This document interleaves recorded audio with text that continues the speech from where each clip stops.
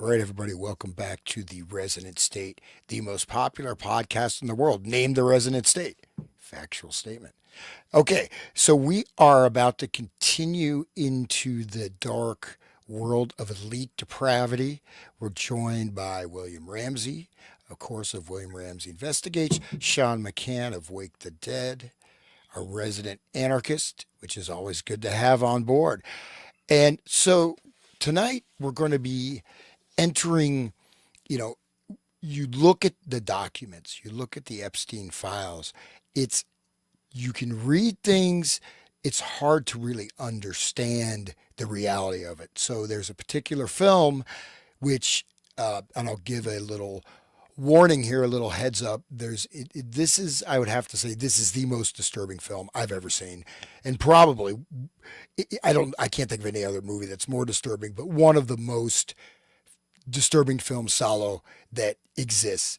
But it is a direct entry into this world, and you can see in a certain way we can parse this out to the philosophy of Epstein, to the reality of Epstein, and to the reality of our current world, where we're looking at crash and burn of the American empire, potentially global economic collapse, starvation for an unwinnable war. It's impossible to win. We cannot win. Yes, we can nuke them unless we don't have 3 million soldiers. It's stupid, but it's going and going and going, and they're not holding back. And it's fun, right? It's fun to kill kids. It's fun to blow up islands that hold 90% of the oil for a particular country, so all the other oil infrastructure can be wiped out.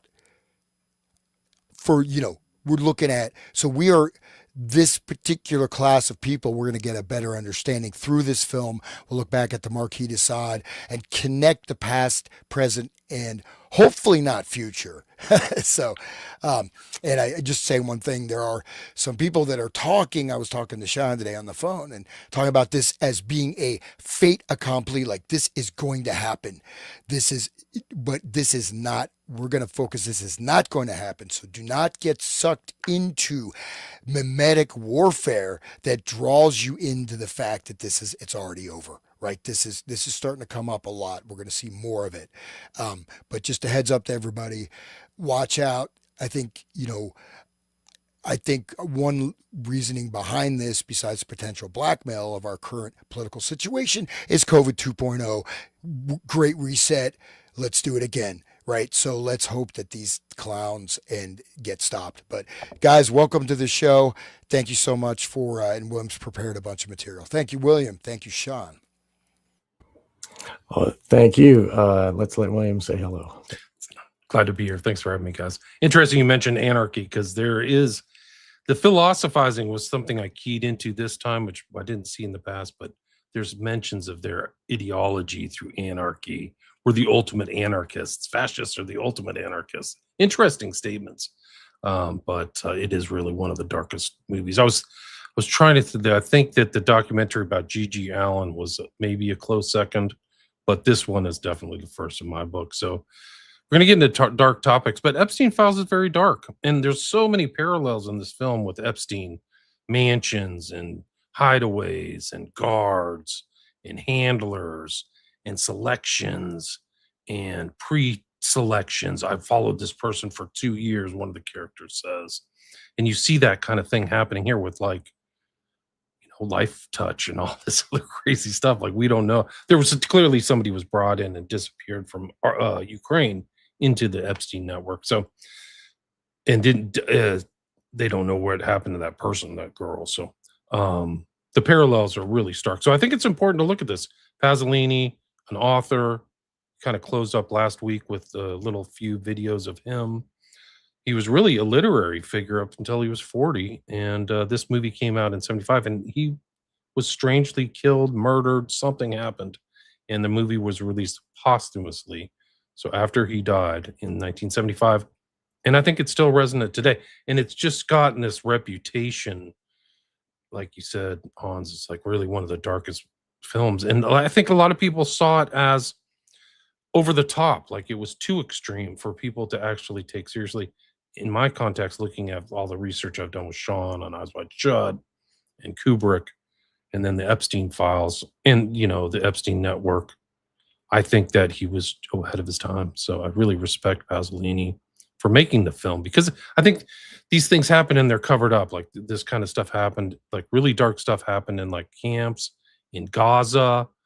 Um, these things that, we don't know the full story of Gaza, the murders and the rapes and things that are happening there, this power dynamic. Sean and I were kind of emailing earlier today about that. He can talk about that, but it's a very dark subject, and it goes into the darkest parts of human behavior that are real, like serial killers. I think have the same psychology of these guys. So, anyway, thanks for being here. Thanks for everybody for waiting. And I think that we're gonna, at the end of this, it'll be a discovery and a greater understanding of that. The id part of the human brain. It exists.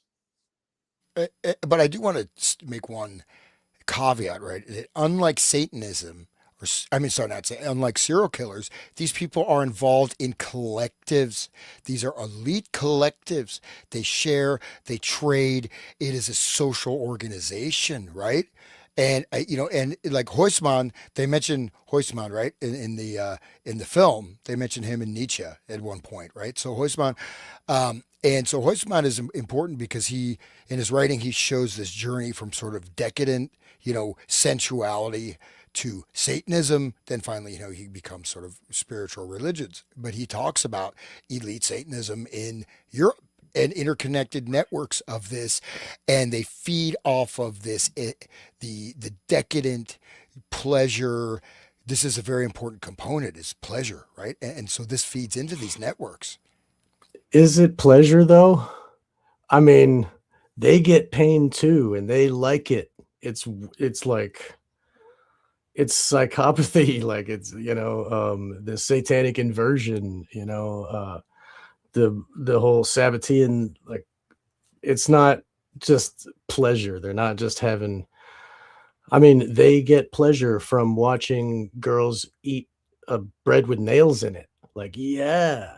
Or they get pleasure with a girl like talking about how or crying because her mom died in front of her, like trying to save her from the fate of this place. And she cries and they all stand up and they all like, oh yeah, she's great. Because they want pain. They want pain in others and it's pleasure for them. It's like pure sadism. And I just wanted to mention, because anarchy, before we go, like um anarchists aren't like these people. You know what I mean? It's not really anarchy. Um like a fascist dominates other people. So a fascist is a master. And how can a master be an anarchist? Because it believes in a master slave relationship. I mean, like sadism is master slave relationship between the victim and the perpetrator. So like that is the antithesis of anarchy. In all honesty, anarchy is all beings are free. There are no slaves. That's what it really means. So it's not no rules. I mean, obviously, if you hurt someone, they get mad, and you get repercussions from that kind of thing. So, like, anarchists can have order, you know, they just don't have masters, and so that's a big part of it. So, like the fascists, they're crazy. I mean, they think that they are free when they are in a hierarchical order of obedience to their masters above them. In this situation, they made a little scenario where they are the kings of this, like the absolute rulers of this little villa. But in order to get all that money, they had to be under someone else. They didn't, it didn't just happen by accident, or they just didn't just have that money. Like one of them was a bishop, one of them was a president, one of them was a duke, and the last one was a judge. So like they got there because of doing evil their whole career, and this was the end of the war. This was like 44 to 45 in in France. That's like it was fascist, no, Italy, not France, but it was fascist Italy, and Mussolini had the backing of Hitler, and Uh, in the film, you could hear the Allied planes above, and they were just ignoring it. They're just like, we're having this 120 days. We're just going to do this here. And like, blocked out everything and so they created this little world where they are total masters. And so I just want to talk about, like, I want to focus a lot on the psychology of these freaks and how it is the same that, like, it is Satanism, like legit. It's anti-human. They get pleasure from pain. It's the opposite of all natural everything. It's kind of what we've been talking about this whole time, and Satanism exposed, and um these people in the film, they had rituals and stuff. They had mock weddings and weird inversions of and desecrating these sacred ceremonies, and that's just common Satanism. That's like what all of them do. They all invert the black mass is the regular mass inverted. So they're like doing the Sabbatean Frankists. What they do, they're doing the whole Satanism scheme. Like that's the whole mentality and the whole mentation of these people. So I'm probably going to be harping on that, but that's what I wanted to focus on. It's interesting you bring that stuff up. The background, the historical background. I keyed into more of it than I did when I watched this probably 10 years ago.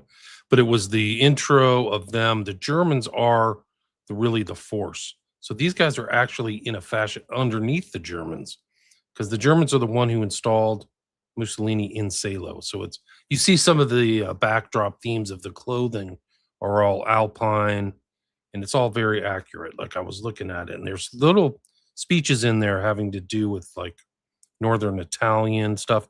They're also very North South is very emphasized in Italian life and culture, whether you're from the South or North. And there's some statements in there. There's also I keyed into the different languages that were going on. There's reference statements in German, statements in French. So it's kind of has a much more cosmopolitan or international sense in this watching that I did. And also, it's interesting you mentioned Huysmans. They also mentioned Baudelaire. So you see them at maybe a higher literary, or I did, higher literary caliber this watch through than I did before, and some of the quotes and things like that. So it just shows kind of the sophistication of Pasolini. I don't think of him as kind of like a shock jock director, even though the stuff is hyper shocking. But I think that, like I said, and I was talking to you guys in the pre-show, I just had this picture because it came up on my social media. I follow this guy, Robin Minotti. His grandfather, here is his grandfather pictured with Pasolini. They're having a nice repast, it looks like, and he's kissing some woman named Anna Manani. But I thought it was interesting. So just an interesting piece of history. But yeah, and for people who don't know, this guy died before the movie came out. It's almost kind of like Eyes Wide Shut in a weird way. Like he dies before he was murdered. Yeah, murdered, right? Yeah. And they claim it was somebody who was molested by him or was raped or some shit. So like, and that's how.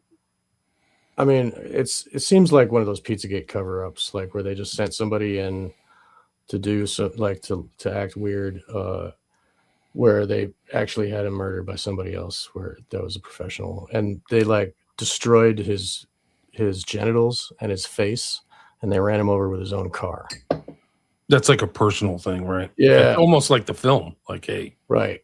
And so for that, people that all heard about it, they're like, oh well, yeah, it must have been somebody that got molested by him, really angry, So that's. Was there any evidence? I mean, I knew the guy was gay, but was there any evidence that he was like that kind of person, like a pedophile? Like there's a pedophile, pedophilia. No, and everybody seemed really to love him. Everybody loved him. All the people that worked for him and in all the movies and stuff, everybody was like, they even loved being on the set of this film. Interesting. They would play soccer every day and like hang out, like football or whatever. And they would like have they would be jovial in between takes, you know, and the actors didn't actually know it was going to be so bad. Oh wow. It's weird. Like they, you know, I mean, like when they brought out the the poop, you know, it does look really bad, you know. And one of the women actually, when she pukes in the film, that was her really puking, even though it was chocolate. It was not feces, but still, like her mind made her puke because it looked so real. It's next level, man. It's next level. People who like filmography or cineasts will know Ennio Morricone, who was a consultant on this. And you hear at the very end, it's Carmina Burana. That's what they're playing at the end of this film, which is Wasn't that written for this? I don't think so. I think Carmina Burana was written by like a Nazi sympathizer during World War II, but I could be wrong. It seems like the right selection too. That was the one that was turned at the end by the. Yeah, he turns it at the end, and then it goes a dance. So the last little bit, it was like maybe the spring the is dance. coming, or it's very kind of a dark reference actually, because it's like, oh, spring is here, winter's over. And Carmina Burana, just like some of the more famous clips of it, is about like fortune, oh fortuna, da, da, da, da, da, da, da, da, da, da, da. And people will know that right when they heard it. It's interesting too, is that in my version, I guess there's different edits, but in my version, they actually start off with a bibliography. Like you can't even believe it. So like some of the stuff about de Sade and stuff, like they put his Simone de Beauvoir and this, which is very uncinematic like these days. And they would never do this in the United States. But like, hey, this is what I'm referencing for this film. That's great, because then it proves that it's not just crazy out of his head. He's like, look, guys, I didn't come up with this. Yeah. I mean, and that's go ahead. I know Hans has more about de Sade. Yeah, no, the one thing to understand is that, I mean, there's a whole deeply thought out philosophy behind this, right? And you know, and we'll maybe talk a bit about the music too. But one thing about the movie is the music, it shows this contrast of civility and this barbarism. And then, of course, the opening credits, they go on forever with that, you know, kind of very flowery, happy music, you know, as you made like that. And then you go into it. But I just, if you don't mind, I just want to read a few quotes from Desaad, just to get sort of a flavor. We can probably parse this out later. I'll just do some short quotes. But uh, Now from nature we obtain abundant information about ourselves and precious little about others. About the woman you clasp in your arms, can you say with certainty that she does not feign pleasure? About the woman that you mistreat, are you quite sure that from abuse she does not derive some obscure and lascivious satisfaction? Let us confine ourselves to simple evidence through thoughtfulness, gentleness, concern for the feelings of others, we saddle our own pleasure with restrictions and make this sacrifice to obtain a doubtful result. Rather, is it not normal for a man to prefer what he feels to what he does not feel? And have we ever felt a single impulse from nature bidding us to give others preference over ourselves? And then he goes on to talk about morals and basically says, well, relative values. Morals, a word about two morals. Are you unaware that murder was honored in China, rape in New Zealand, theft in Sparta? The man you watch being drawn and quartered in the marketplace, what has he done? He ventured to acquit himself in Paris of some Japanese virtue. That other whom we have left to rot in a dark dungeon, what was his crime? He read Confucius. No, Justine, the virtue and vice they shout about are words which, when you scan them for their meaning, never yield anything but local ideas. At best, if you consider them rightly, they tell you in which country you should have been born. Moral science is simply geography misconstructed. Okay, so that's an important thing. I'll just do a little bit more. You want to? I just one quick, real quick. I just want to remind everybody the tenets of Satanism, the true tenets of Satanism, start with self is king, most important. The second one is moral relativism, and that right there is explained. He's saying morals are relative, guys. And then you get social Darwinism, where people think that they're better than others. And then eugenics, where they think they're allowed to kill those that they believe are less than. So this is what we're going to see today in this. Okay. Anyway, please continue, Hans. Yeah, I'll just read a few more quotes. But he talks a lot about pleasure, slavery, mastery of others, right? And it's a whole justification of this. Um, that's I'll just read a few more quotes here. Um, I I would simply draw your attention to one thing: that a pact of this kind presupposes the equality of the contracting parties. I renounce doing you harm, which means I was free to harm you up until then. I renounce harming you now. This means I have been free to harm you up until now. Imagine, however, you are delivered utterly into my power, the way a slave is into his master's. The way a man condemned to die is handed over to his executioner. How could it possibly occur to me to strike a bargain with you whereby you acquire illusory rights through my foregoing real rights? If you're unable to hurt me, why in the world should I fear you and deprive myself for your sake? But let us go still further. You will grant me that everybody draws his pleasure from the exercise of his particular faculties and attributes, like an athlete from wrestling, the generous man from his benevolent actions, thus also the violent man from his very violence. If you are completely in my power, it is from oppressing you that I'm going to reap my greatest joys. That man be human is not something I stake my life on. So he's saying man is not human. Okay. However, observe this also: as the mighty man takes pleasure from the exercise of his strength, so does the gentle or the weak man profit from his compassion. He too has a good time.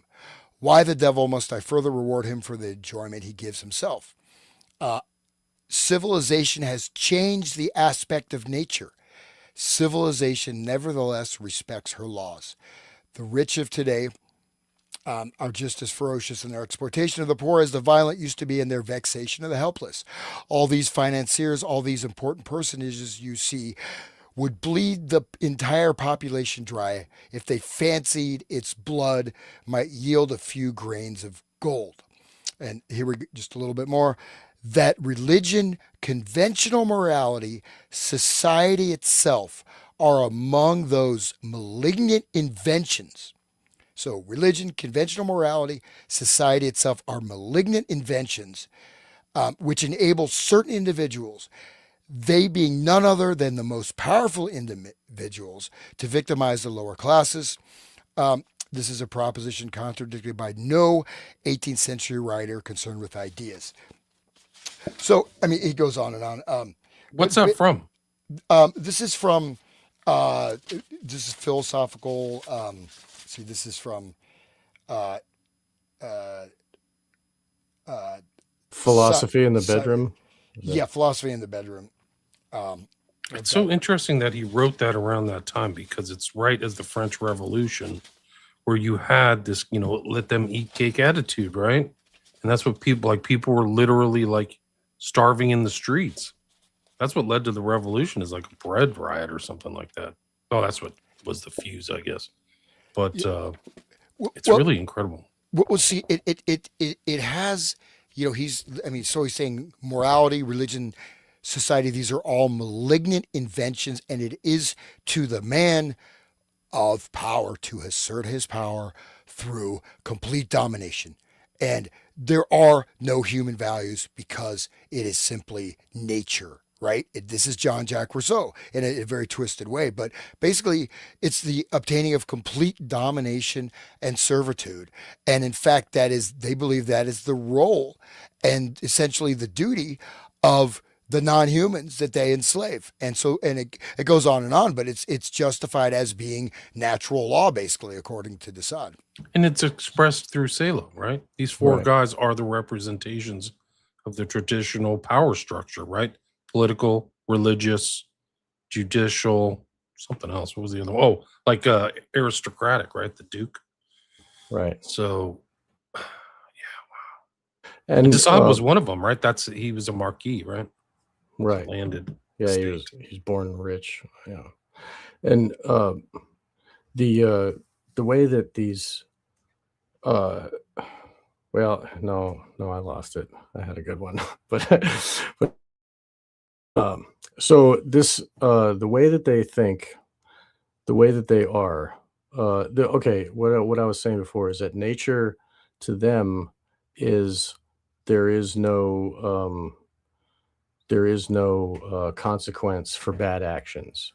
They believe when they look at nature that the dominant rules and the weak one just gets eaten. It's the law of the jungle, not like natural law, you know. Even George H.W. Bush talks about the law of the jungle. But I mean, that's what they're talking about, and they don't believe in the afterlife and the consequences being uh, enacted upon the soul. They think that the true nature is no consequences and no morality. You know what? I'm just going to read one last quote. This is from, again, Philosophy in the Bedroom. Um, Cruelty is simply the energy in a man civilization has not yet altogether corrupted. Therefore, it is a virtue, not a vice. Repeal your laws. Do away with your constraints, your chastisements, your habits, and cruelty will have dangerous effects no more, since it will never manifest itself save when it meets with resistance, and then the collision will always be between competing cruelties. It is it is in the civilized state. Cruelty is dangerous because the assaulted person nearly always lacks the force or means to repel injury. But in the state of uncivilization, if cruelty's target is strong, he will repulse cruelty. And if the person is attacked is weak, why, the case here is merely that of assault upon one of those persons who, within nature's law, prescribes to yield to the strong. So nature's law prescribes that the weak become the slaves of the masters and they can be debased as much as they want. And he's saying it's cruelty for the slave to resist being a slave. It's cruelty to the master. And this is a defect of civilization.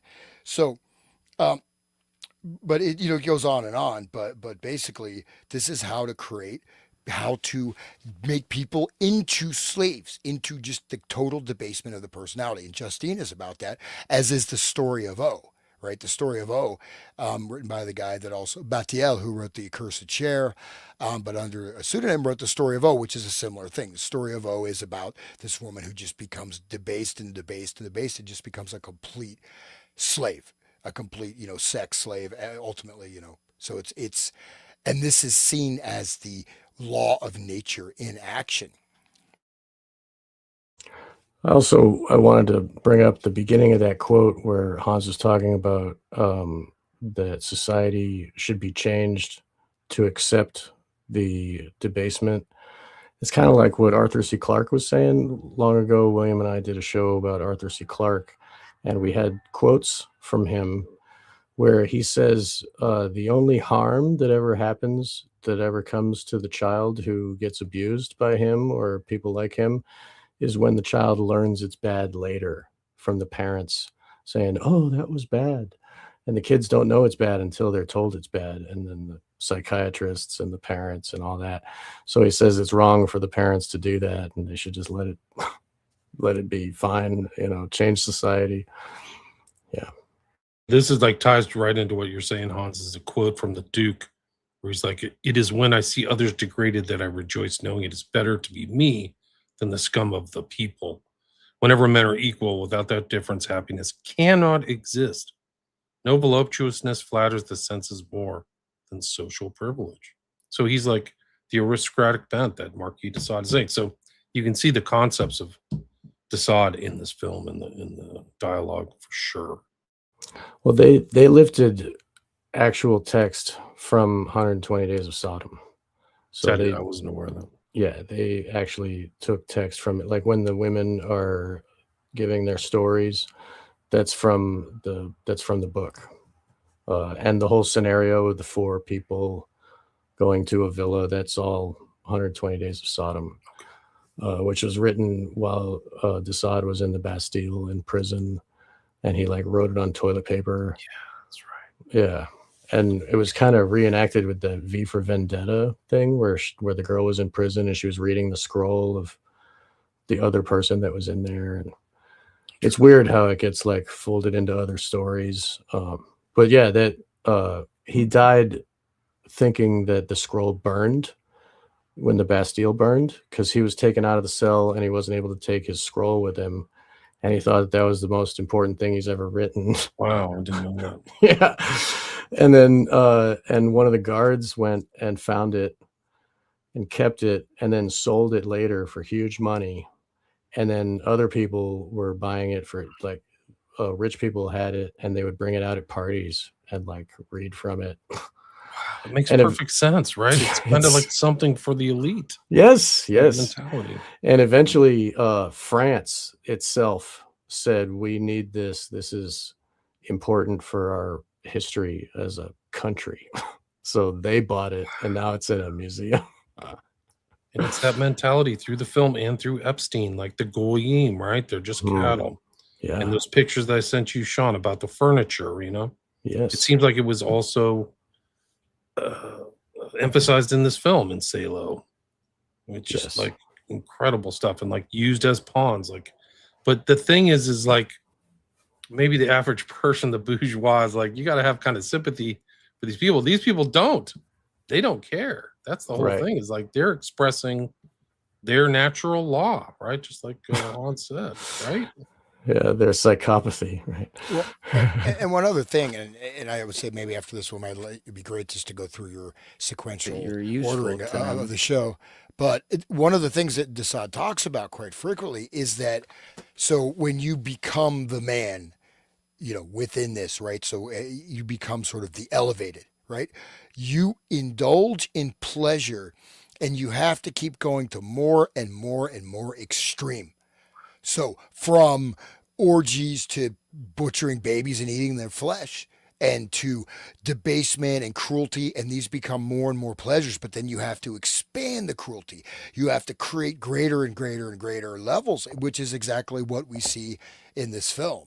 What we see, you know, I think we see people run in the world, or at least part of the world, that this is what they are. This is who they are, and they will continue to be this way unless they're stopped. I think you're right. I think that's what you see in the Dutroux affair when you really get into it in the art and stuff like that. They are talking about, you know, chasing people and haunting and just abuse. I mean, I think this is interesting. This guy's Julian Dory, and he's talking to one of the Epstein victims, and it just kind of resonated with me the way that they thought about her. And she goes, "I was just a pawn. Just listen to this." But you're useful to them to do that. That's how they look at it. Yeah, It's that's how like, because they're friends. They're just, you Right. know, you're just like pawns for them. You don't really matter to them. yeah, there's a couple things clocking for me. Number one, what you're describing right here, I'll be conservative and say it's not much different from some form of sex trafficking. And if I want to be really just off the cuff with this, it sounds like sex trafficking to me. I'll let people in the comments decide that on their own, I guess. Yeah. But the second thing is the years where this is happening to you psychologically, 15, 16, 17, 18, you're getting desensitized to all of it. It is being ingrained in you as a young girl that this is normal. This is how things work. Oh, you want to have this career or whatever, you have talent. Lisa, you'll be great at this, but you got to do these things. And that's what I look. Everyone else is doing it too. Yeah, I guess in a way, it's kind of like that. I mean, no one really says it like that, but I think you kind of have to play along a little bit. You learn pretty quickly when you speak out, that nobody really cares, or you should be quiet. Yeah. Did your parents ask you about anything that ever happened when you I just think it's interesting, like the pawn, and you adapt to it. You adapt to them. This is their habitat, you know, the predator class, the Epstein network, whatever you want. It's just incredible You can stuff. This see is that. just one of like hundreds of like testimonies too, guys. Like I did when Epstein died, the judge, his name was Berman too. It's kind of confusing, but he allowed all the victims to come in 2019 and tell their story just for the record. And the stories are all the same. You abused me, I was treated terribly. A lot of these people were payout. I think that somebody said like the payouts are 800 million. So it's just an extensive network of abuse. It's off the charts.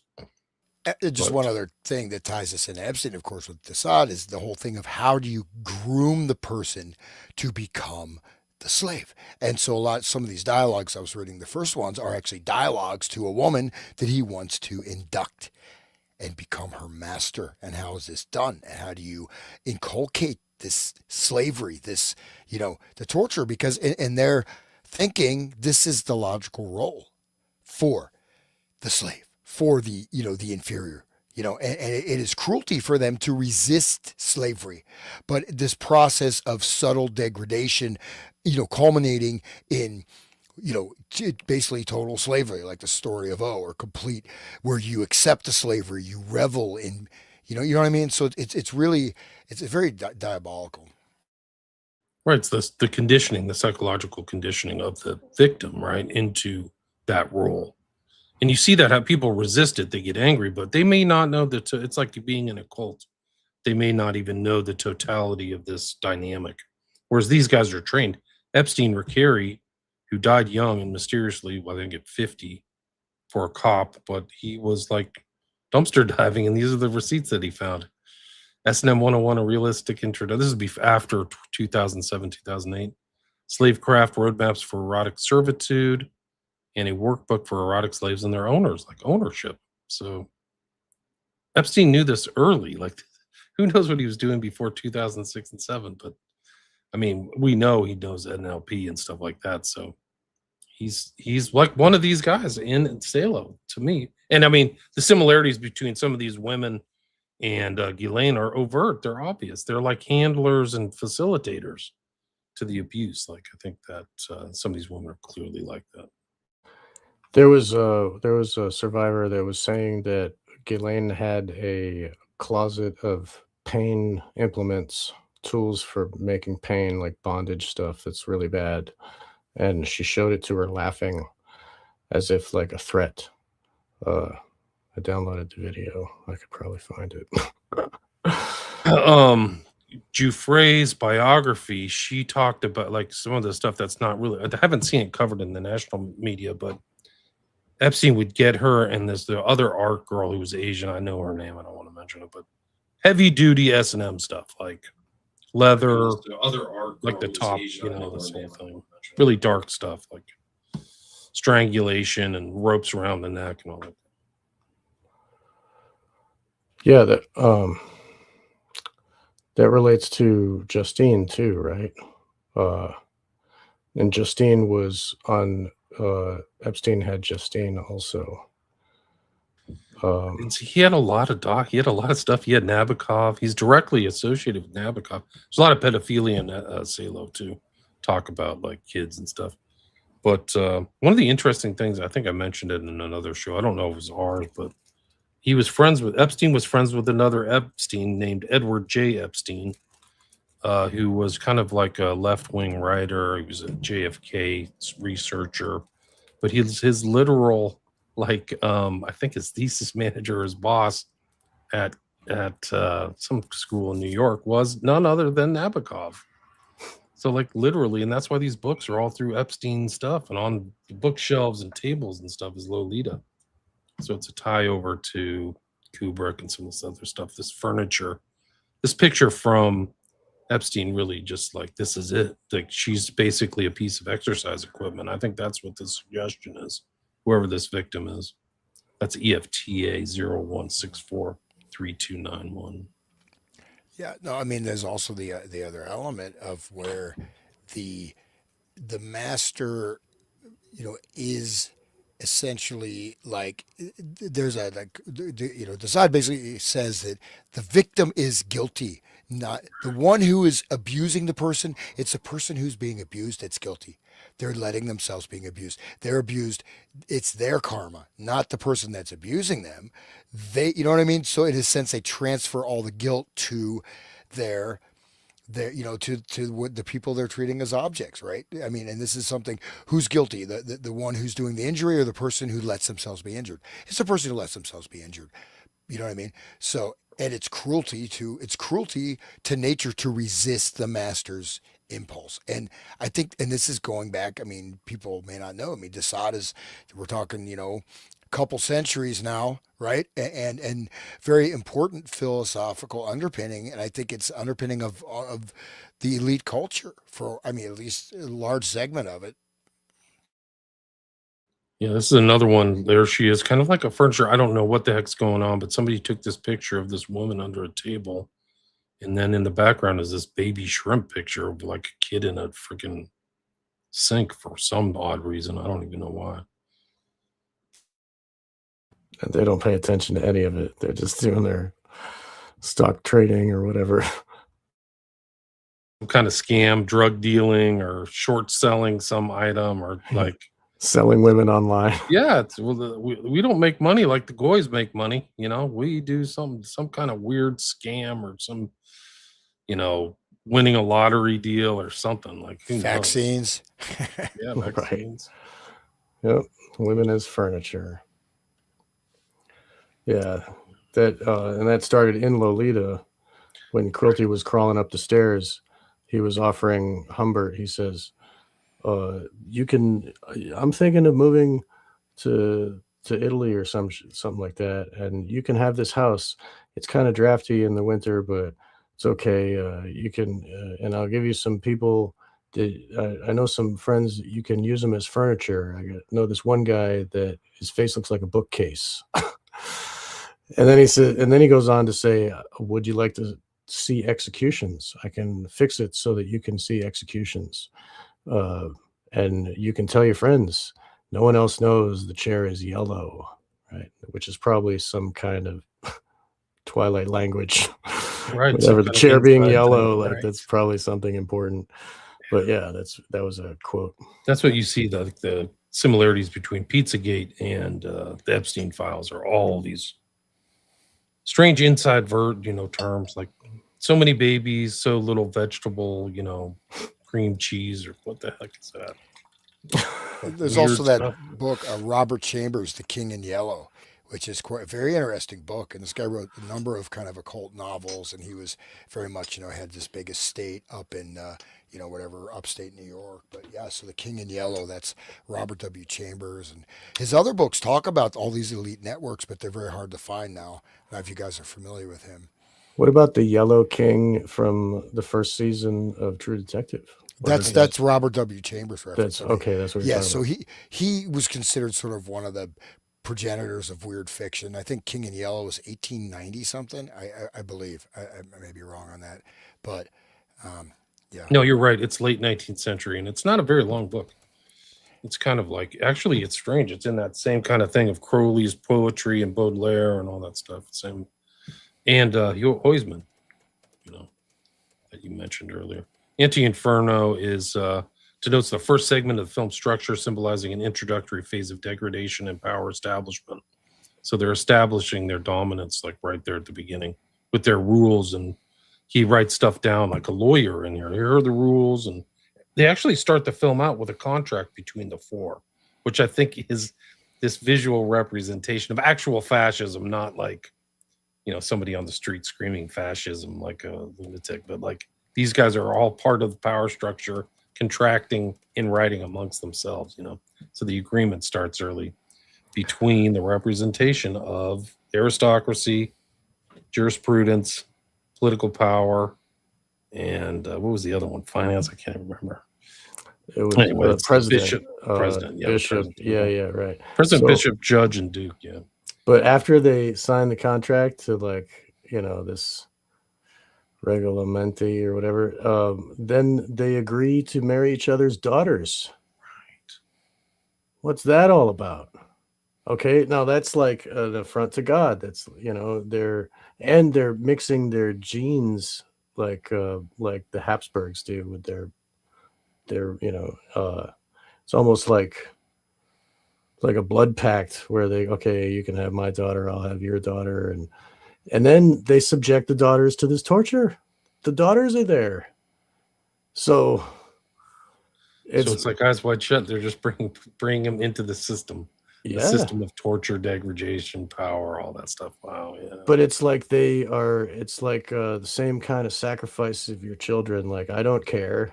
Go ahead, it's showing how powerful they are by not caring. It's like how their strength and their Satanism. It's really sick. It's really crazy. I mean, it's weird how these guys operate. And there's one of the interesting files that a lot of people have overlooked in the files. Like, they believe the whole cover story that Trump has provided. Like, I got rid of him in 2005 and I kicked him out of Mar-a-Lago. That's just that's fake news. It's baloney. But one of the things that people have overlooked is there's one of the emails says, Epstein's writing, just hanging out with the Trump boys, good times, 2016. So literally, like, right as Trump is running either for office or something like that, Epstein's hanging out with the boys. I don't know what that puts them at, 10 years ago, but like, just being in the presence of Epstein is a real tell, but I'm sure the right would never touch that. It's too incendiary. But it just shows, like, I think it adds on to what you said, Sean, is this kind of like, okay, I'm involved with Epstein. Now my kids are involved with Epstein, right? So my boys are on that. This is our system. Right. Yeah, and the psychopaths have to abuse their kids to turn them into psychopaths because it's not a genetic trait. So in order for whatever top of the pyramid, when they have their kid might grow up to be a tree hugger hippie. You got to abuse that kid. You got to take him away from his mother. You got to do all these, so that he grows up to be a ruthless scoundrel. Like, look at Devil, Barron? Rockefeller's dad, Devil Bill or something he was called, and he tried to cheat his son at every chance he could, like do a trust fall and let him fall on the ground, and like made the kid not trust anyone. And he grew up to be John D. Rockefeller, that never took a drink because he was worried that someone would, like, cheat him or something while he was drunk. Like, his psychology was so destroyed by his father's bad parenting, which was, and he was trying to make him ready for this bad world, trying to make him tough and shit. It's very weird the way that they do.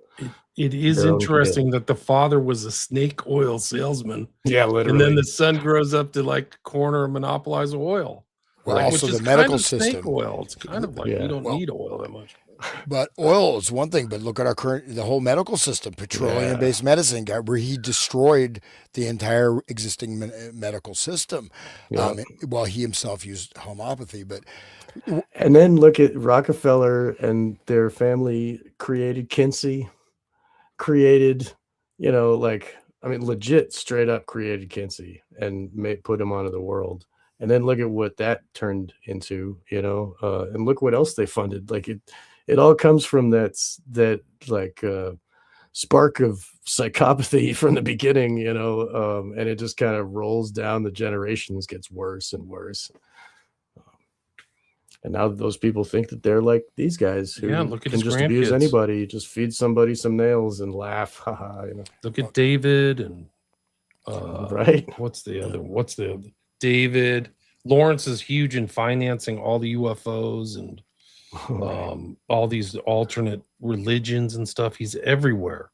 Like, there's a picture of him with a Mac and the guy, like, incredible stuff. Lawrence Rock, there should be a book just on him, hanging out with Hillary Clinton, who's in the news recently. And then what's the one who died young? What's his name?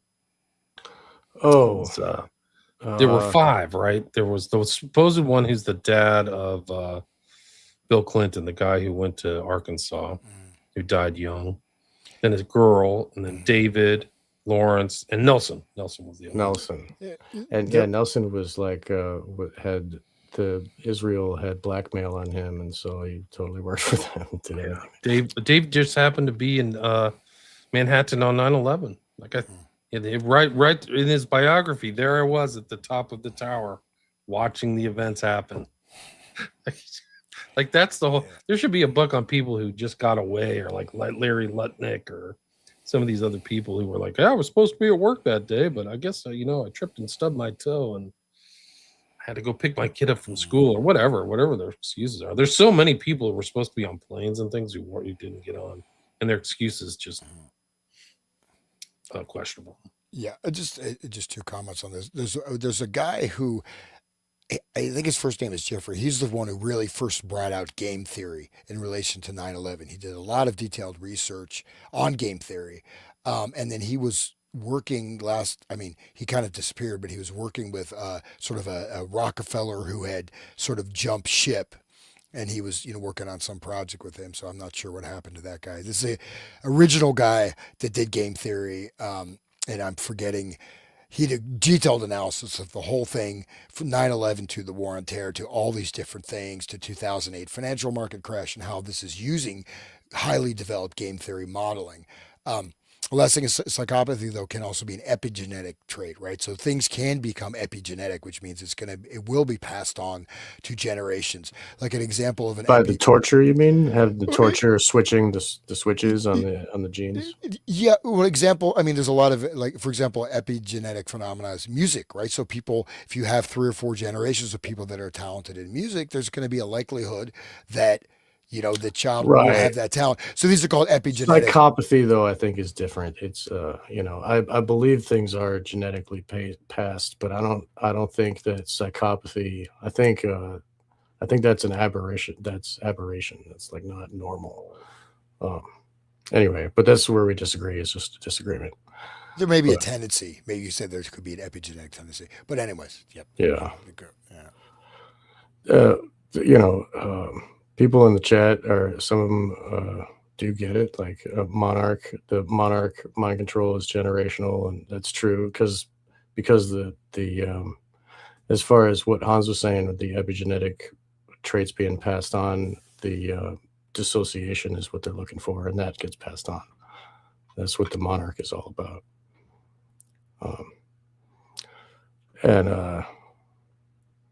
They're just themes like that overlap the whole water and the mansions that are here, right?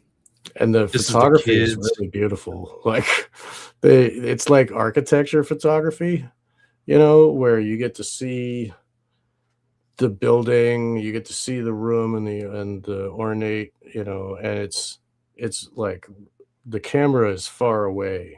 It's not up close. It's like it gives a distance, which is a little comforting. So those are the daughters there. Yeah, marrying each other's daughters.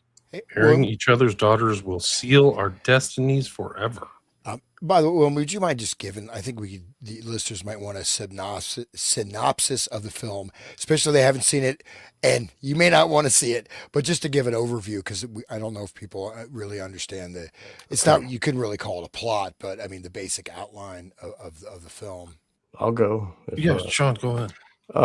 So it's based on Marquis de Sade's 120 Days of Sodom, and it's also inspired by Dante's Levels of Hell.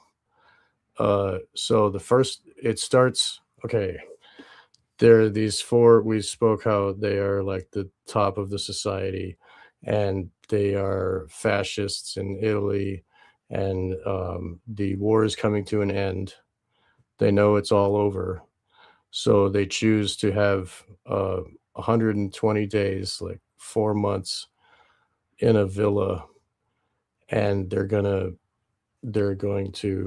do whatever they desire, and they're going to have it be like a paradise for them. And we're going to see what kind of psychology they have. It's not a normal paradise, it's not like sitting on the beach or something. So anyway, they sign a pact. Maybe it's for the payment of the villa. Maybe it's like, but they sign a thing. So maybe that is for satanic ritual. Maybe it's like occult ritual. They're signing into something that some kind of satanic brotherhood or whatever. Who knows what that? I'd have to look into that. The title on the top of the word on the cover. But anyway, okay, moving on. So they invite their daughters, who are finely dressed, rich women, that are privileged. You know, they grew up as daughters of these rich guys, and they're like, okay, now they marry each other's daughters. They're like, the daughters are like, okay, you know, and then they go and they get military personnel to go and kidnap 8 boys and 8 girls, and they're like teenage age, whatever, and you know, they range from like 12 to like 16 or something, and they also have I forget how many teenage enforcers. They're like child soldiers that have machine guns that are there to like enforce the rules. And they were chosen for the size of their penis because they're part of the crap that happens later. And they also have 4 women who are old prostitutes that are used up trash, but they have like, you know, fancy clothes, and they think that they're high society. And these women, they tell stories of what they experienced being child prostitute. You know, the first one talks about how she was like 7 and she was made to service all these old men, and you know, and they tell the stories with all the people listening in this hall. And at any moment, these rich guys can grab any one of the slaves and bring them into another room and rape them. And that's so they listen to the erotic in quotes stories, and then they go and do what they fancy, you know. So this happens at the first segment is called the Circle of Hell or something. I forget exactly, but that one, we see the humiliation and the sexual rape, not just the violent rape. We see as one of the soldiers is raping one of the girls, the president there with a lazy eye starts exposing his a-hole to everybody. He's telling them, "You must look at it, and then he goes and he sits next to the woman getting raped. And he's like, "It's my turn," and then the dude just pulls out and goes into him, and then we close up on his face as he's enjoying it. It's very sick. So like that. So it's not like they are doing that to others. They also want to be abused. So next is the circle of shit, where they basically, this one woman is crying because her mother died trying to save her from this fate. And they mentioned how they killed their mother and how great it was. And then the girl starts crying, and they were like, "Oh, oh yeah, we forgot. Yeah, your mother died. Yeah. Oh, this is perfect. This is perfect." And then they're watching her cry. And then the guy goes over, this one standing, and he takes a dump on the floor. And he says, eat it raw." And she's like crying and eats shit. And then it goes from there. They don't let them use toilets. They make them shit in chamber pots, and then they collect all of it. They feed them certain food to make them shit certain shit so that they can eat it. They have a banquet with very ornate, opulent banquet, and it's all feces in big piles, and the people have to eat it. And they're puking, and the men are eating it too. They enjoy it. They love it. They smell the air. It's just,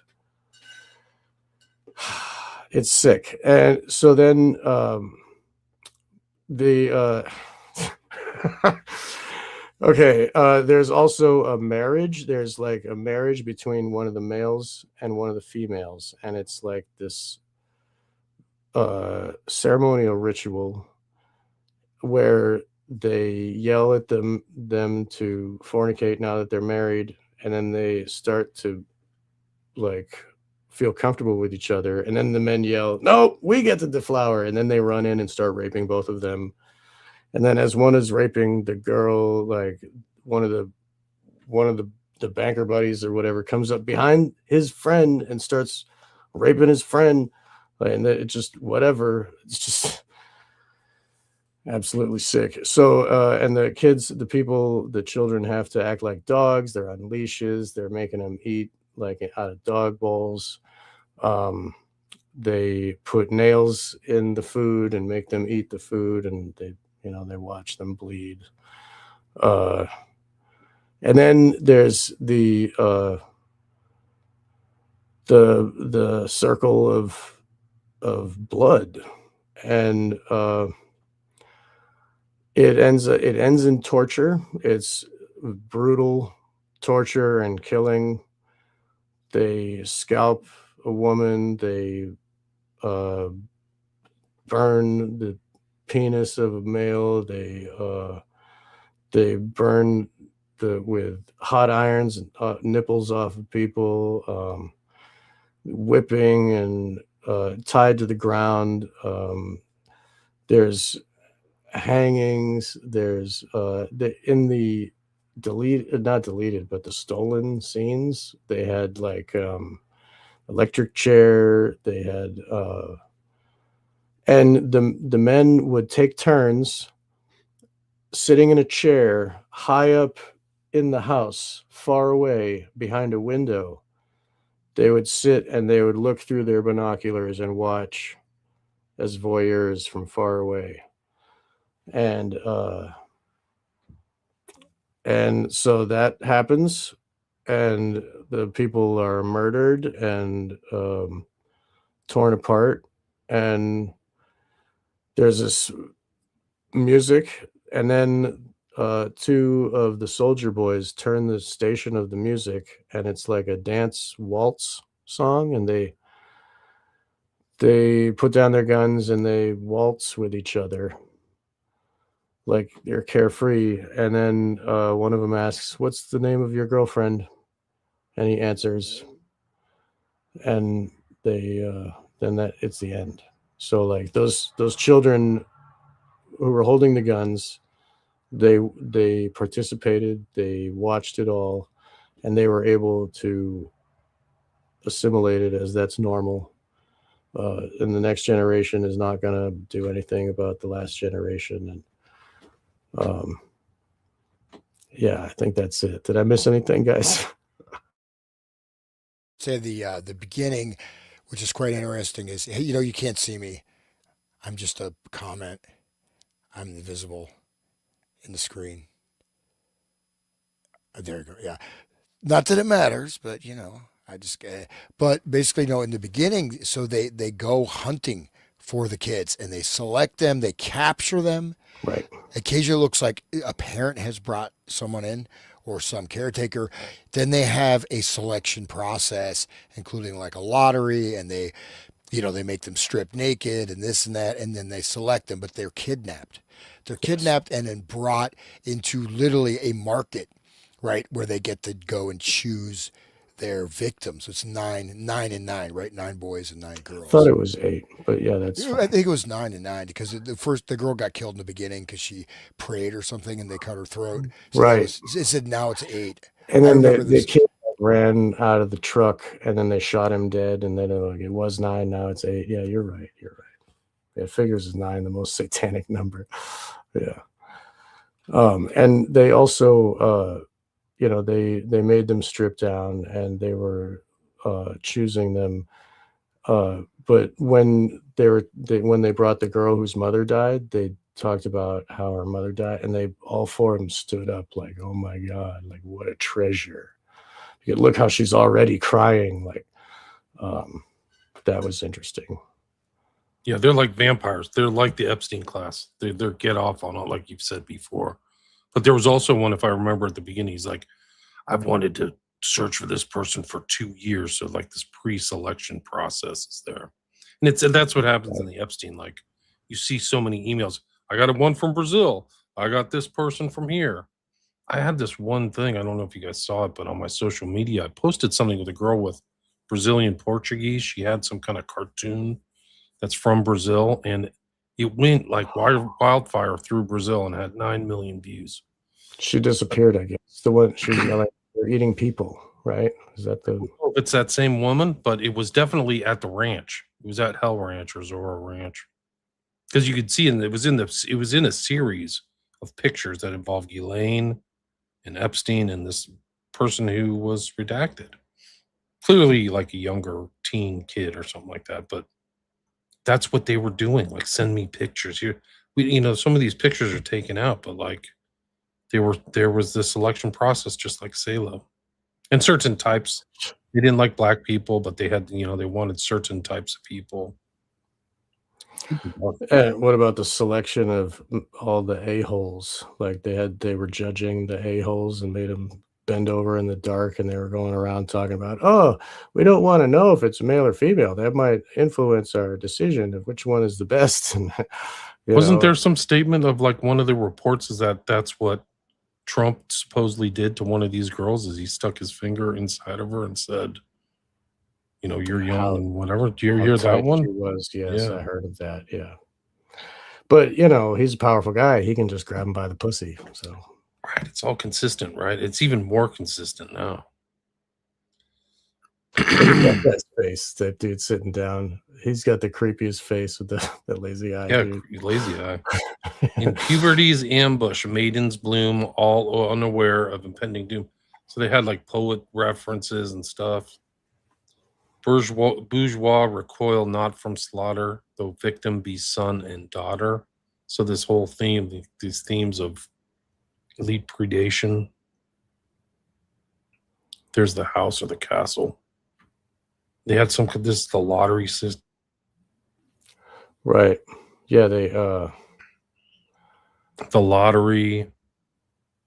I waited 2 whole weeks to ambush, just that same theme you're talking about. This is that one thing I just mentioned. I think waited that's too long. the one that gets married. He chooses that one to get, and that's the one that got married to him or whatever. I think that's the one, the guy with the mustache. Here's the ex-prostitutes. Right. Pretty virgin. Oh, sorry, that's Oop. too much nudity. Sorry. There's a lot of nudity in this movie, by the way. Yeah, but it's not porn. I don't know what people think. Like, people are like, oh, it's erotic theater. Oh, it's so porn. No, dude. No. If you can get excited watching this, there's something wrong. It's the opposite. It's like annihilation, something weird. Dude, it like hurts your soul to watch. As far as the world goes, you are already dead. So they're all selected. And they have the fascist guys, like in some of the things, like the 4 guys in the back are like Alpine warriors of northern or Alpine military guys of Italy. Then the 2 guys are literal fascists, the 2 and 2 on the far right and left. And then there's the 10, 20 victims or whatever. 9 girls, 9 boys. And they're getting their instructions. The one already all the way on the left, that's the one that is having sex with the black maid, and they run in on him, and as they're gonna shoot him, they're all pointing at him. He does the Nazi fascist salute. Italian fascist. Yeah. So he does that, and they all hesitate, and they're all like, "Oh," and then they shoot him. But I mean, it like hesitated. There was a little bit of like, "Oh," but then they eat themselves. That's what happened to Mussolini. So after like the whole Italy collapsed, they took Mussolini and his mistress and tied him up and beat him to death like a piñata. There's pictures of it. It's really brutal. Like it's Salo levels of brutal. And there's weird in the streets too. Yeah, really dark stuff. And there were also like partisans too who were anti-fascist. And there was a lot of like, it was almost like a low-level civil war after the war. Like they fought. People were like, there's retributions and paybacks and pretty heavy stuff. Yeah, it's interesting. So the laws, this is, I think, this is probably one of the crucial scenes in the movie. So they have this rule book and the laws. And so this is like international order. This is a rule of law, right? In a certain way, this is the law that Desaad is talking about, right? The actual law, right? Not the false law, right? So it's almost like you live under these laws, but what are the actual laws that we're living under? Or at least, in, you know what I mean? Like you look at all the things that are going on. I mean, in the laws they have, you know what I mean? You can kidnap kids, you can do this, you can do that, you can poison people with food and water, on and on. You can, destroy people's minds through media manipulation. So you know what I mean? So this is like the real code book. You know what I mean? That's it's sort of occulted in normal society, so to speak. So it's quite interesting, right? This law, this is law, right? This is their, and this is like the laws we live under. But like Desaad says, there's these kind of fake laws, but the real laws are the laws of domination, power, cruelty. Right. And by creating the law, they are the gods of this world, right? At this chateau or whatever. They'll assemble in the hall of orgies, lie on the floor like animals, right? So that theme again. And these are the servants watching. They're not supposed to be watching. They shush them off like at a certain point. The slightest religious act by anyone will be punished, which is very interesting because later on they're all under this picture of the Virgin Mary. Like they're literally underneath a religious Christian iconography. And this is like the Temple of the Manias or something. That's the sequence, the breakdown of the film into those 4 parts. This is one. Interesting statement. Nothing is more contagious than evil. They're like philosophizing at this stage, talking a lot about literature and things like that at the intro and kind of justifying their things. This was interesting because of the Maltese cross there at the center. I wish I could read that Latin above it, but that kind of looks like 2 drums or something. I don't know. It's like a flag. Yeah, they're drums. Yeah. This is one of the things I mentioned at the very start. I mentioned about Sean, anarchists. We fascists are the true anarchists. Once we become masters of the state, true anarchy is that of power. So, You know what, though? Yeah. In a certain way, are we not witnessing that right now? Yeah. Oh, it's fun. yeah. I just sank a civilian ship. Oh, that was fun. Right. This is fun. That's true chaos, maybe, not anarchy. Well, I mean, just that what it means is that they have not anarchy in your sense, Sean, but anarchy in the sense of they can do whatever they No want. one rules They have them. absolute Yeah. freedom to do whatever they want, say whatever they want, take any actions they want, and this is how they live. I mean, this is what I mean. Literally, we're under this system I mean, well, more or less, right? I mean, we're witnessing that right now. I mean, this whole Right. thing we're experiencing, which again, people should be aware. This potentially we could go. We could literally be living in friggin' Mad Max land in about 2 years if this, you know what I mean? And that's anarchy, meaning there's no rules. They do there's no whatever they question want. about it. Right. There's absolutely no question about it, guys. Yeah. Yeah. Master Blaster runs Bartertown. Yeah. After Sorry, making Sean. me undress, he ordered me on all 4s like an animal. So it's this theme of furniture and degradation and humans like an animal. And she's like reckless. This is pedophilia stuff. Like it's not. Yeah, she was like depicted. 7 or something. Yeah. So it's like Epstein stuff. And that's, I've said it a million times, but like the Epstein files show that these guys weren't like Lolita type. There's 5-year-old kids, 9-year-old kids. These aren't typos. There's like really young children involved. Actually, babies disappearing. yeah. Like they didn't even depict that in this. They weren't sick enough to go as far as Epstein. But networks. Lolita is actually 12. Like that's what the book is. She's actually 12, and she's not. She has no breasts. So no she's hips. pre-pubescent. Yes, right. Here's like the depiction of the animals. I don't know why that slides there. I guess this is where we used to be, guys. We've gone a long way. Good Yeah, old days. Yeah, that's why we had the whole 1960s hippie rebellion to lead us. Right. That's why we had to kill Kennedy, right? Yeah. No, but I just want to get that point is that again not using again your sense of political anarchy, Sean. Right. In the Yeah, sense I'm of not that, offended or anything. It's keep dude, talking. no, we're gonna have like a fight, dude. You're gonna drive down to Columbus. We'll Knock be out in the down, street. drag out. No, he's like, come on, man, let's do it. Drop it down. You know, No, 50 bucks man. on Sean. 100 I get on what you're Hans. saying though. No. Like they are, it's like do what thou wilt for them. Like They have total freedom. There are no laws. There are no rules. It's only what they want. There's no limits to their power. There's no moral limit whatsoever. right. And we, this is what we are. This is what we're living under, literally, regrettably. And if you're like a total atheist, then that's the case because there is no God to judge your bad deeds, and that's what Satanism really is, and it's at its core, It's and- the predicate to so many misdeeds like communism. You have to kind of be an atheist. right. It's not a cult that involves a greater, being than yourself. It's us. We're the self, the self. So it does have that overlap. People always have this flowery view of communism. It's not. Oh, dude. I mean, communism was, just as an aside, communism was what? This is basically a cult agenda. Rabbi Moses Hess is the one who formulated this. He was a deep Lurianic Kabbalist, Caliphate. So this was, the whole thing was set up.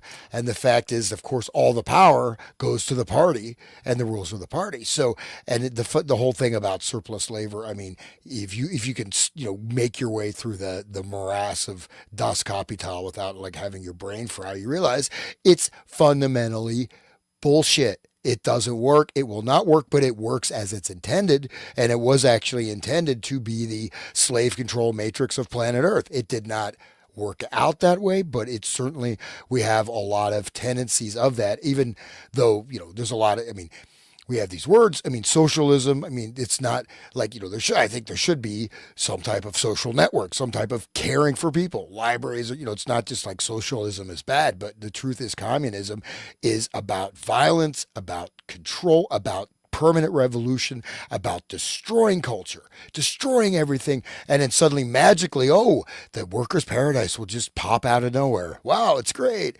And then you can't own anything. It's the best 2 + 2 fantasy is story 5. ever. Yeah, it's the best fantasy story ever, and it ties it right back into our talk last week at the end, cultural Marxism, and it was funded by all the major bankers in the United States, and Germany actually funded communism too. They helped transport money during the Bolshevik Revolution to destabilize the Soviets. But you look at some of the correspondence, and then we were getting news, completely censored news. Right. And there was a few actual on the ground correspondents that were writing about all the bloodbaths and massacres and destruction. And these people got censored. Some of them, got basically destroyed. So it was a major thing. We're getting censored news nowadays.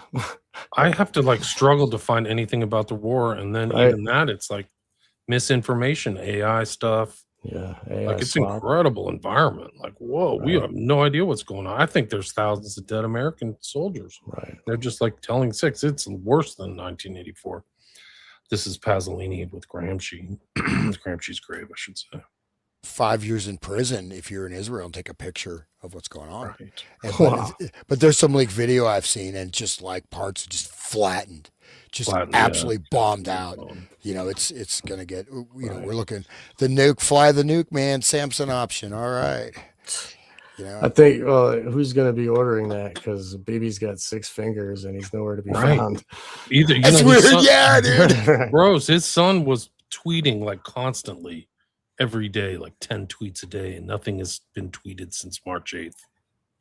And one of the biggest tells is there's no person anywhere in the world, including Trump and in the United States, who says they're talking to Bibi or they're asking, in some kind of communication. Yeah. There's not one person. This So is they the know. end. They know. This is the end of the Israel. It's done. Yeah.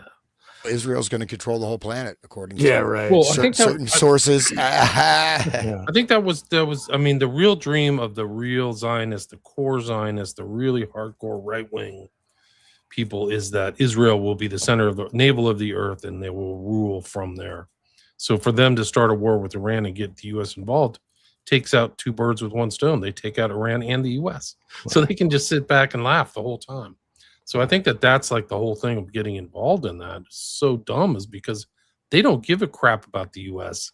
We're going in just like or Edomites. They have this like 3,000-year-old view of like the spirit of Amalek or whatever, but they really believe in that stuff. I mean, you can see not Netanyahu talk like, so he'll talk in English to the goys, and then to his own people, it's like the spirit of Amalek and Purim, and these people in Haram. They represent. I mean, it's this very Christian view, like, and I think some of these people really believe it. Well, but it also intersects with Freemasonry and Christian Zionism, which is insane. But I guess we're going off topic. So. Well, just gonna say maybe that. not. Actually, it's on topic. It's all kind this of is on happening- topic because Epstein files are it. It's these people. Like they excised Netanyahu out of it. You know, like there's clear references to certain things where he's there, but they took him out. It's when I see others degraded that I rejoice. These are our political leaders. That's sadism like right it. there. Knowing it is better to be me than the scum of the people. It's literal dialogue. Great Desaad.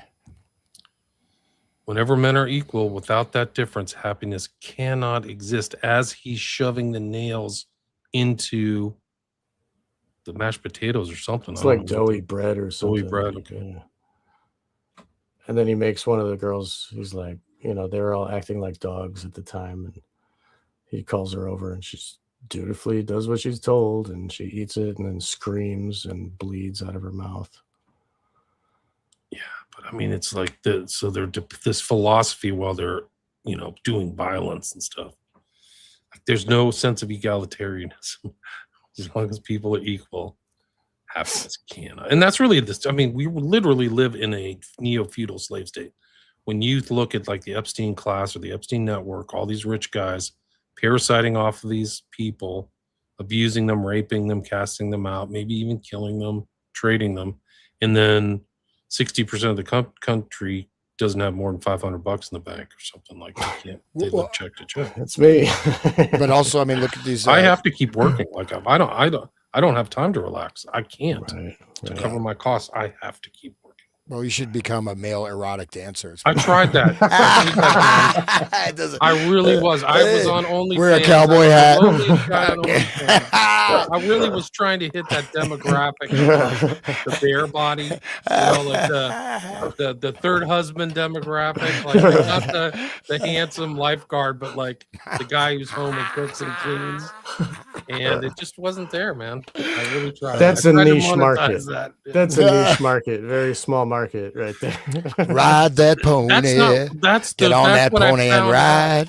That's what I found out. The thing is, it's all talk. Women really don't want that. They say they do, but they don't. That's what I found. Yeah. It's all lies. But they'll always go after the skinny lifeguard.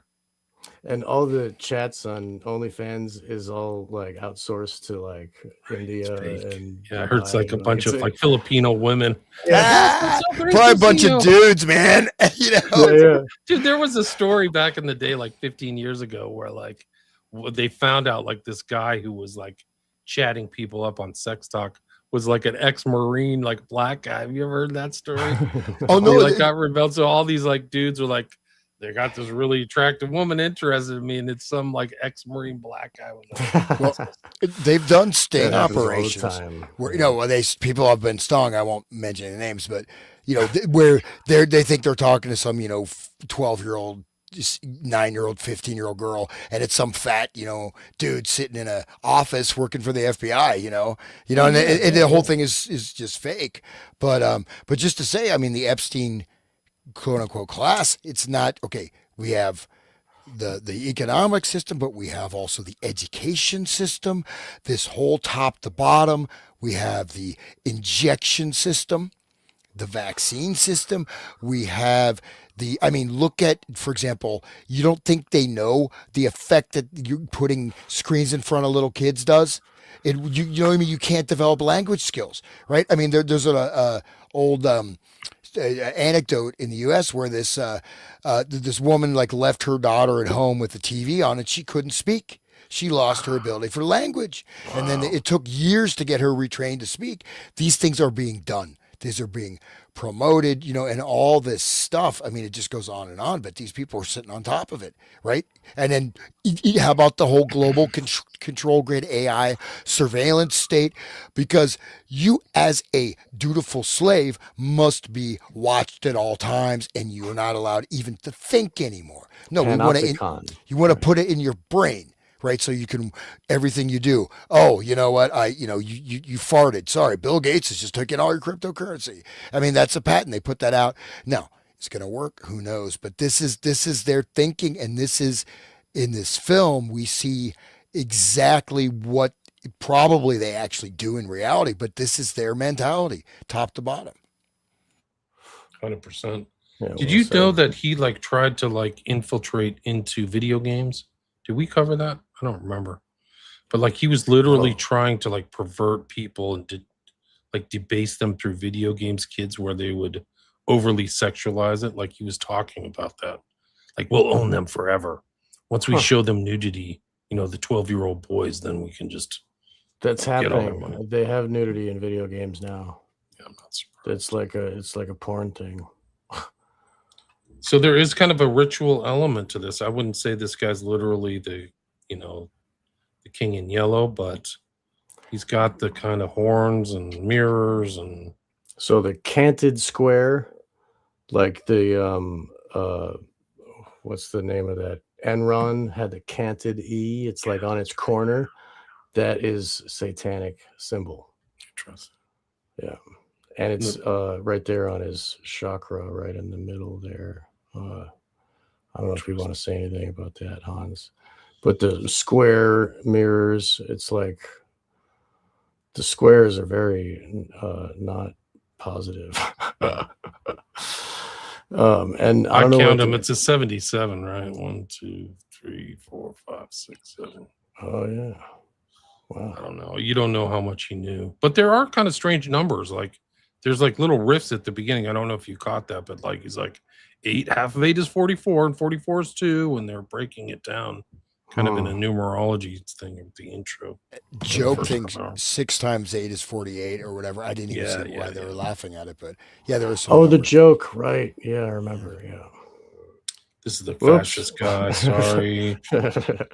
References to the Bible. Lord, why hast thou forsaken us? Screaming it out. That's right there is what like Desaad is talking about. Hey, F your God. There is no God. Obviously, there's no God. Look, they even said that to the girls. They were like, they're mad at them for, even trying to bring up the name of God. Like how you're foolish for thinking God is going to save you, stupid idiot. Like, this is our world now. You're our slave. And then she's like, this reminded me of the sequence from A Clockwork Orange, because this woman's like, she suddenly turns to German. And then like, we could recommend murdering as many. This is before the Circle of Blood.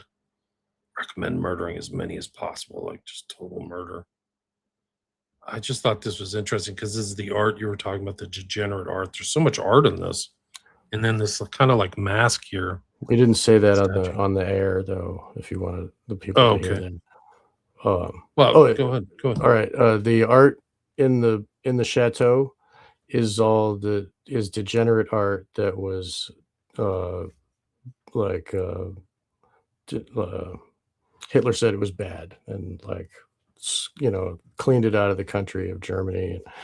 I'm not sure if Italy did the same, but that's what's hanging in this house is all of this filth. I guess, if you consider it that. I don't know if I said it in a way. I think you're right, proper. But it's kind of like was it Impressionism or Cubism or something?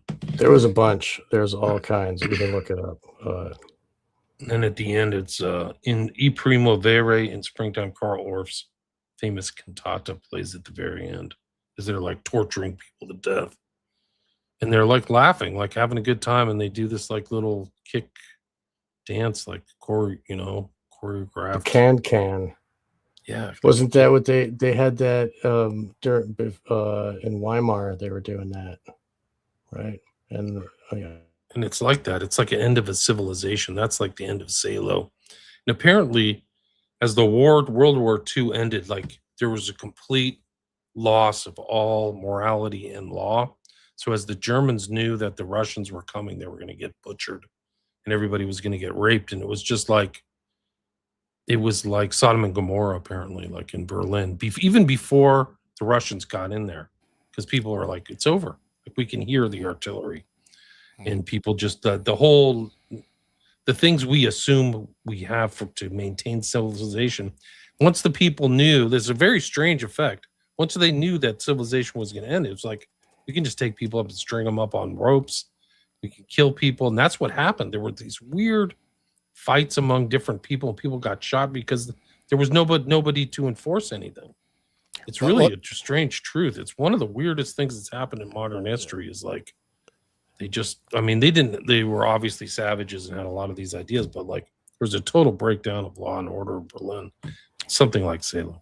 Yeah, I'll just say there's a book called Hellstorm documentary. Now it's now listed. The AI told me it's neo-Nazi propaganda, but it's not.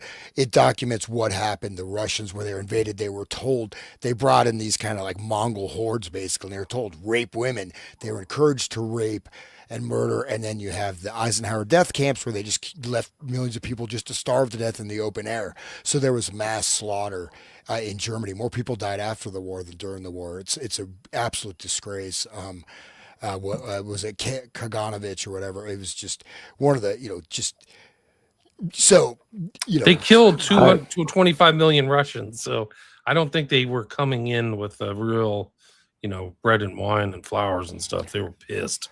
And a lot, you're right, that they requisitioned all those people from Central Asia to come in. So Mongols and, Kyrgyzstan and all kinds of people were really the front warriors going into Berlin were not Russians.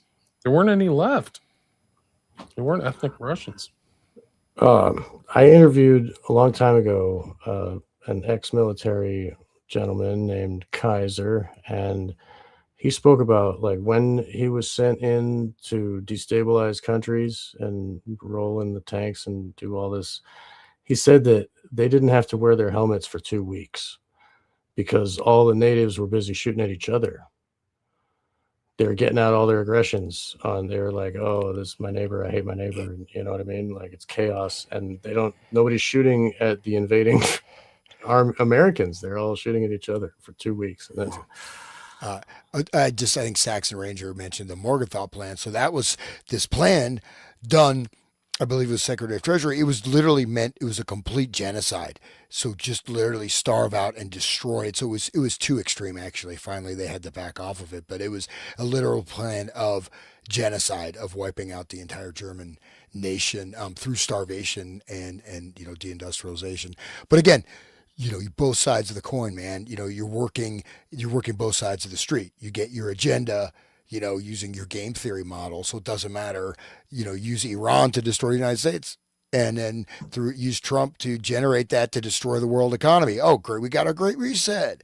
All right. I mean, hopefully not. I don't know if that's the extent of the planning, but I mean, yeah, we have to acknowledge some of this brutality. I mean, I just recommend everybody look into that era because it's absolutely disgusting. I mean, in America, particular groups of people in America were central to that, special people, we could say. So, you know what I mean. I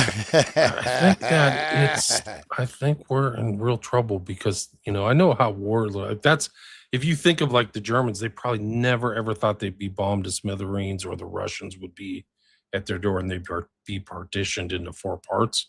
But like, that's what spiraled out of control, like the invasion of Russia and this whole thing with Iran. Something could happen like that.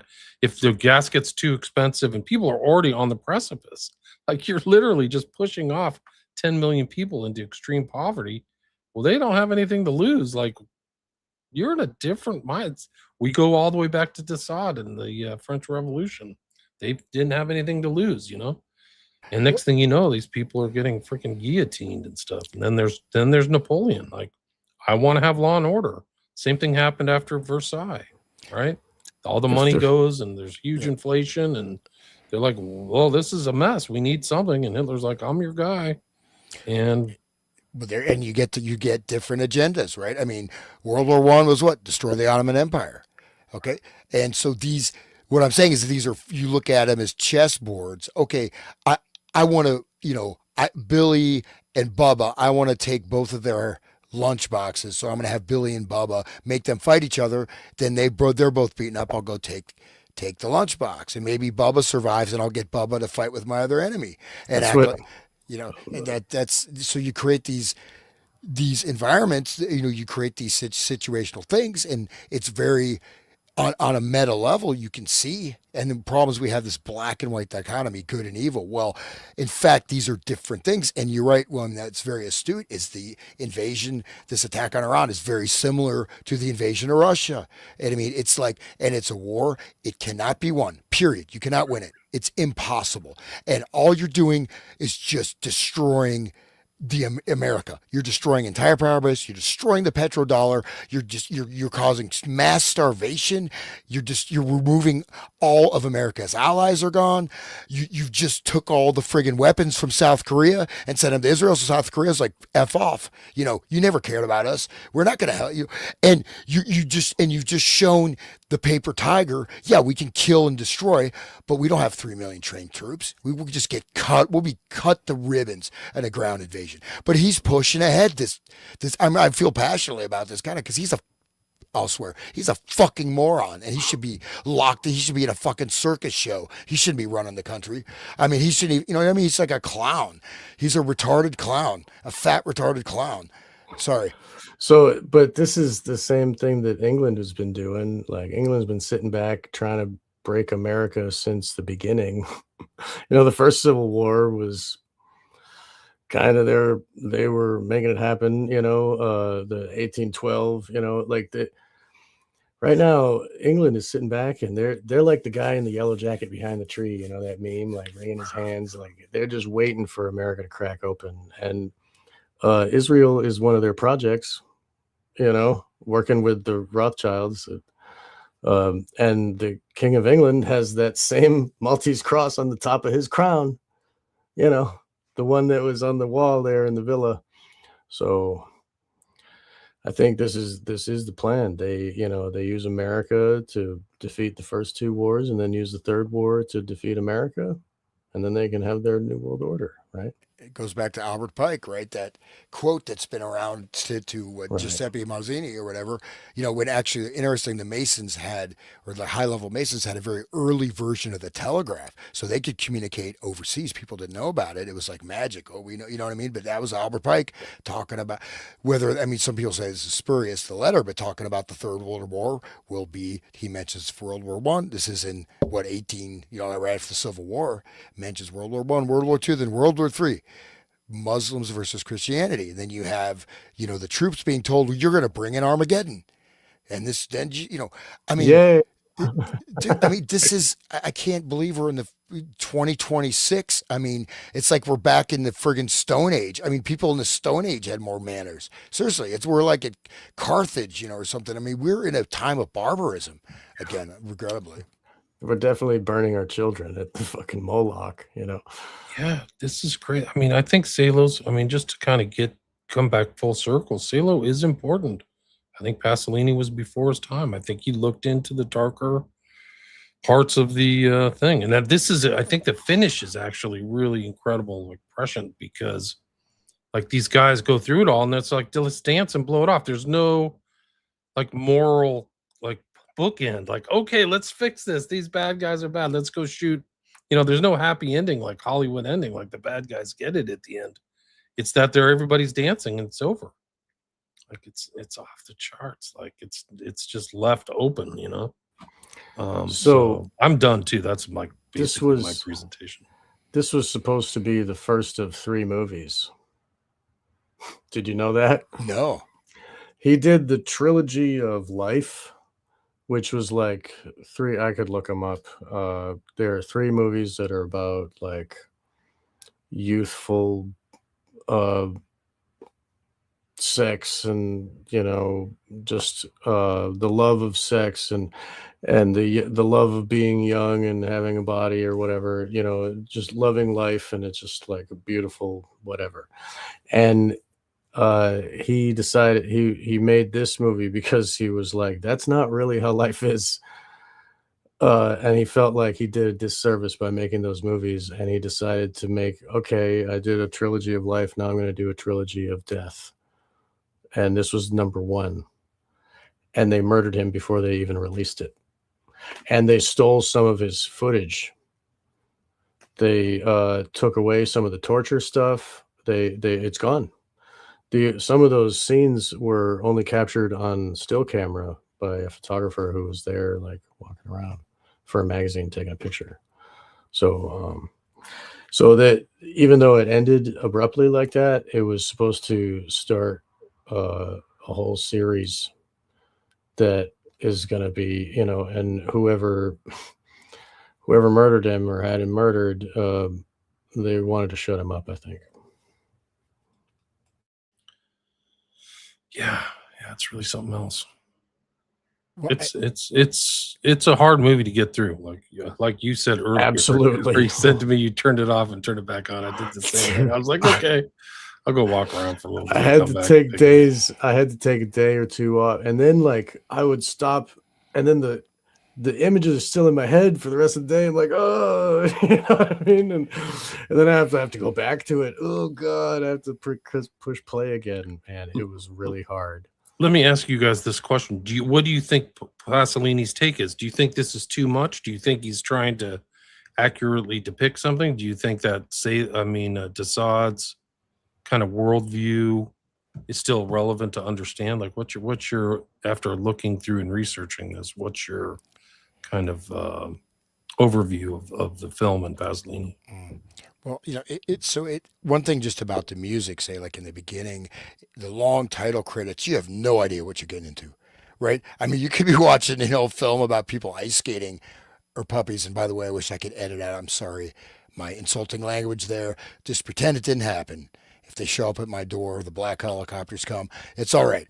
But no, You're but the canary in the coal mine, so we'll know it's you first. dude, I've been warned actually. Just like don't talk about that. Don't talk about that. And I just did. Trump is doing it, man. He's saying that if somebody like is posting stuff about the war, that's not right. They're considering it treason. I think that he said something like that.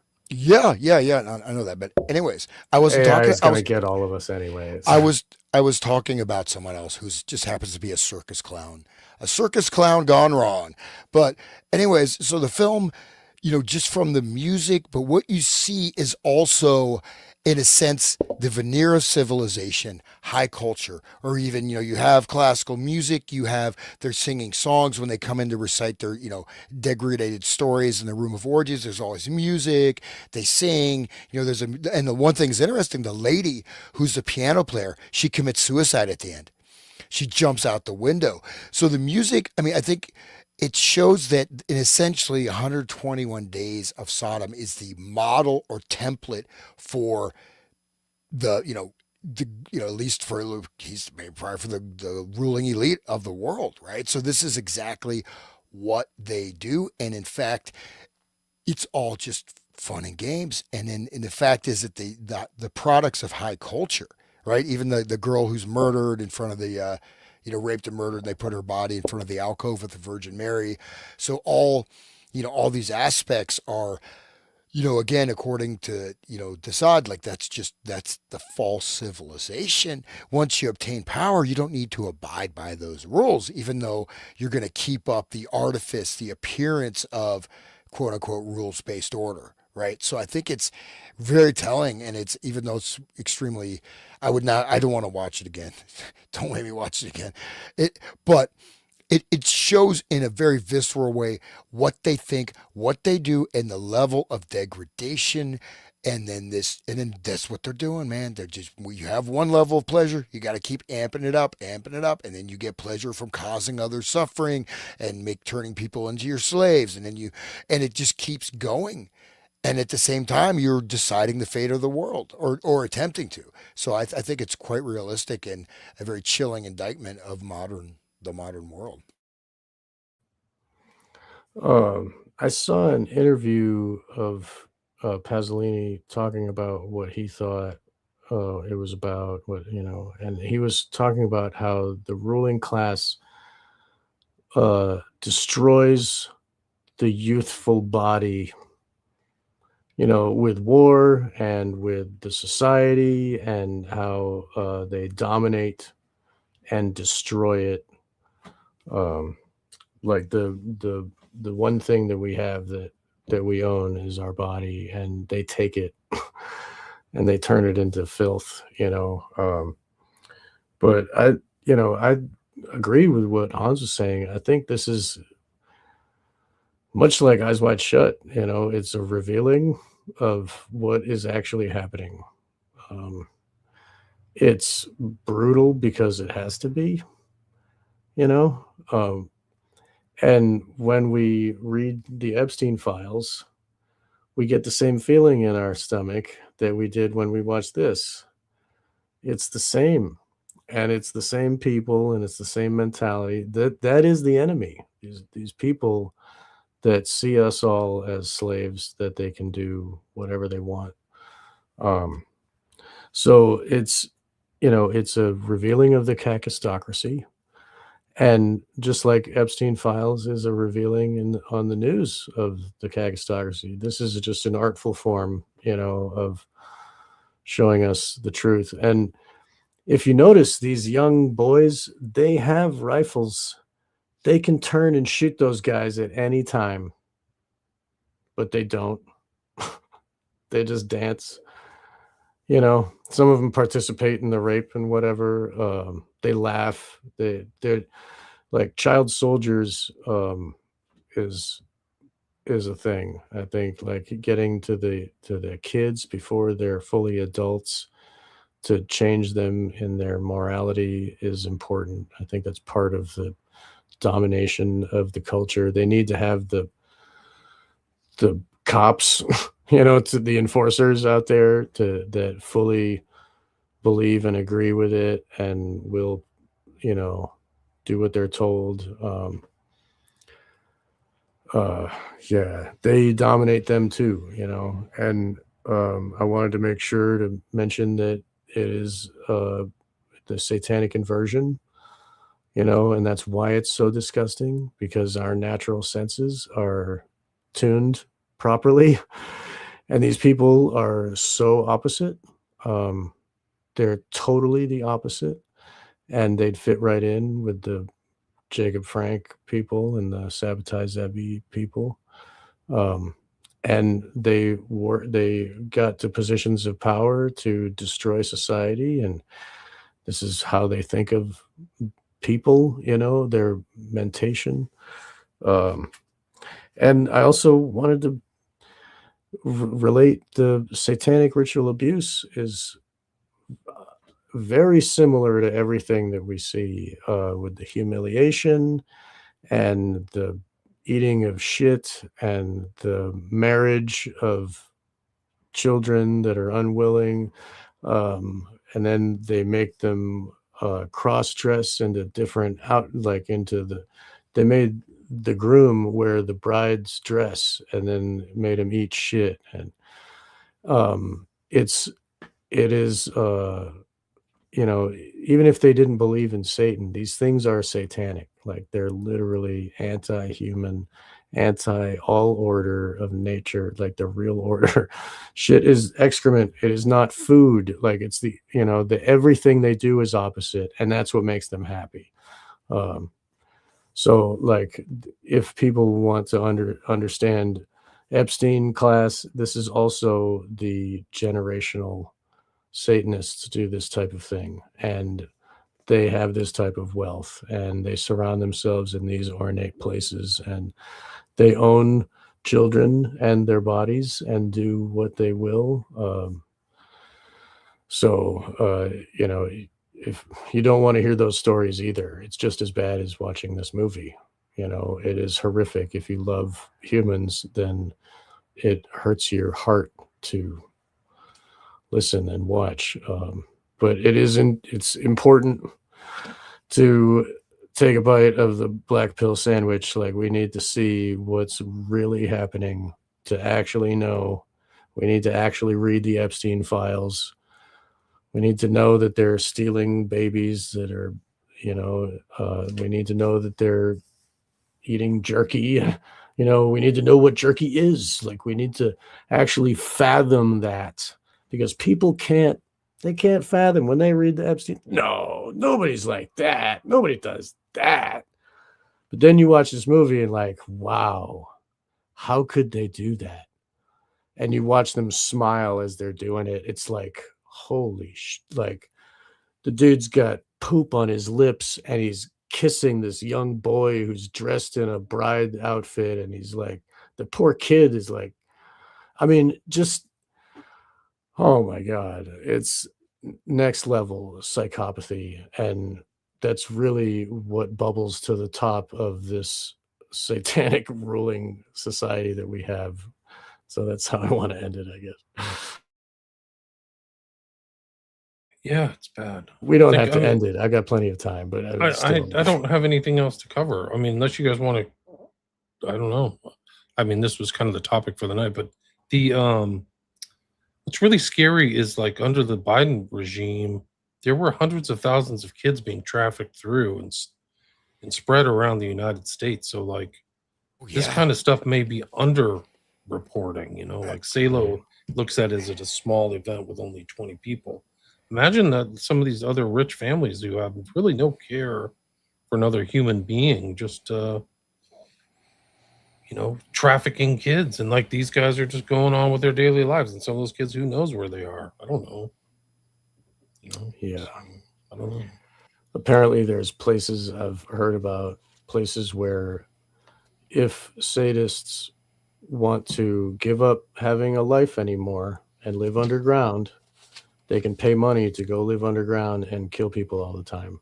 And they'll just bring new people, but you have to give up being above ground because you'll get caught and you'll it's Here in LA, they're not enforcing like prostitution laws, and there are literal kids like on the streets, like 13, 14, 15-year-olds in certain parts of central LA. Like it's devolved, and like in a way you just couldn't even believe it.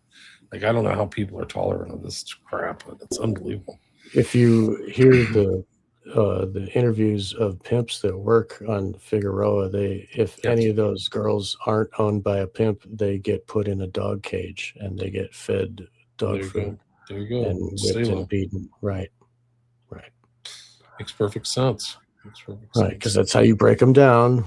It's like a system. Like all our brains are built the same way, and we have to be humiliated, and we have to, just like the light stuff that we get in elementary school, like what Hans was talking about with the eye lack, that thing that, and you pull apart pieces of this thing on your heart chakra, it's like the little things that they do, but I mean, it's still like a humiliation, breaking down. You are filth. You don't deserve, and this is just like the extreme end of that same sentiment. Yeah, just the Biden thing. I mean, there were, hundreds of thousands of kids, and there are all these networks set up, NGOs. They had, they would go to these special centers and it'd be shipped off here and there. I mean, there was a whole industry of trafficking these kids, and lots and lots and lots. We have no idea how many. They And lost them too. They lost many of them. well, quote unquote, lost because they had these organizations. I mean, they were set up, they had Right. offices, and they would just rush them through. And then, some people investigated that and they got in trouble. But yeah, this, essentially, I think this could be really rampant. It must be really rampant. How do you, what do you, it's not just like 10 people. It's thousands probably. And, unless they just have, they mentioned, some of these people, in the movie with their appetites for multiple kids, 14 girls, and they talked about killing their mothers. Remember?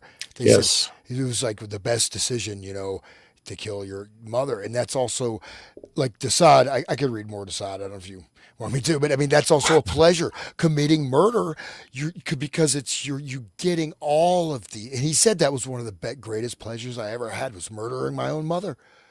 The Duke says that. Right. And this is, and they say, what is the mother? Oh, she had an act of pleasure. She deserves, with the father, right? She deserves nothing else. That's all she was good for. Her purpose is served.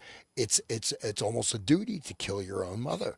And this is I mean, but that's again the level of this, because once you pull the stops out, but the other side, what I mentioned is that there's no, see, once you enter sort of these gates of hell, you're never good. You always have to keep questing for more and more sensation, more and more, you know what I mean? You're not going to get the same high, right? You got to do more. You got to push. You have to, you have to control every single human being. You have to insert microchips in their brain.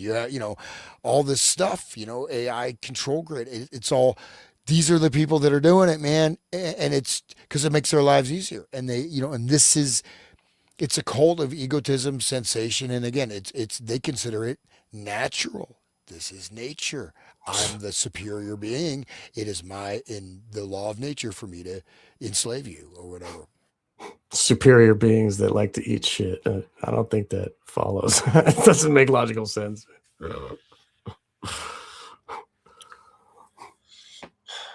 Sorry. That's true. I mean, the thing is, these guys, the Epstein thing shows these guys are kinked out. They're doing all kinds of crazy stuff.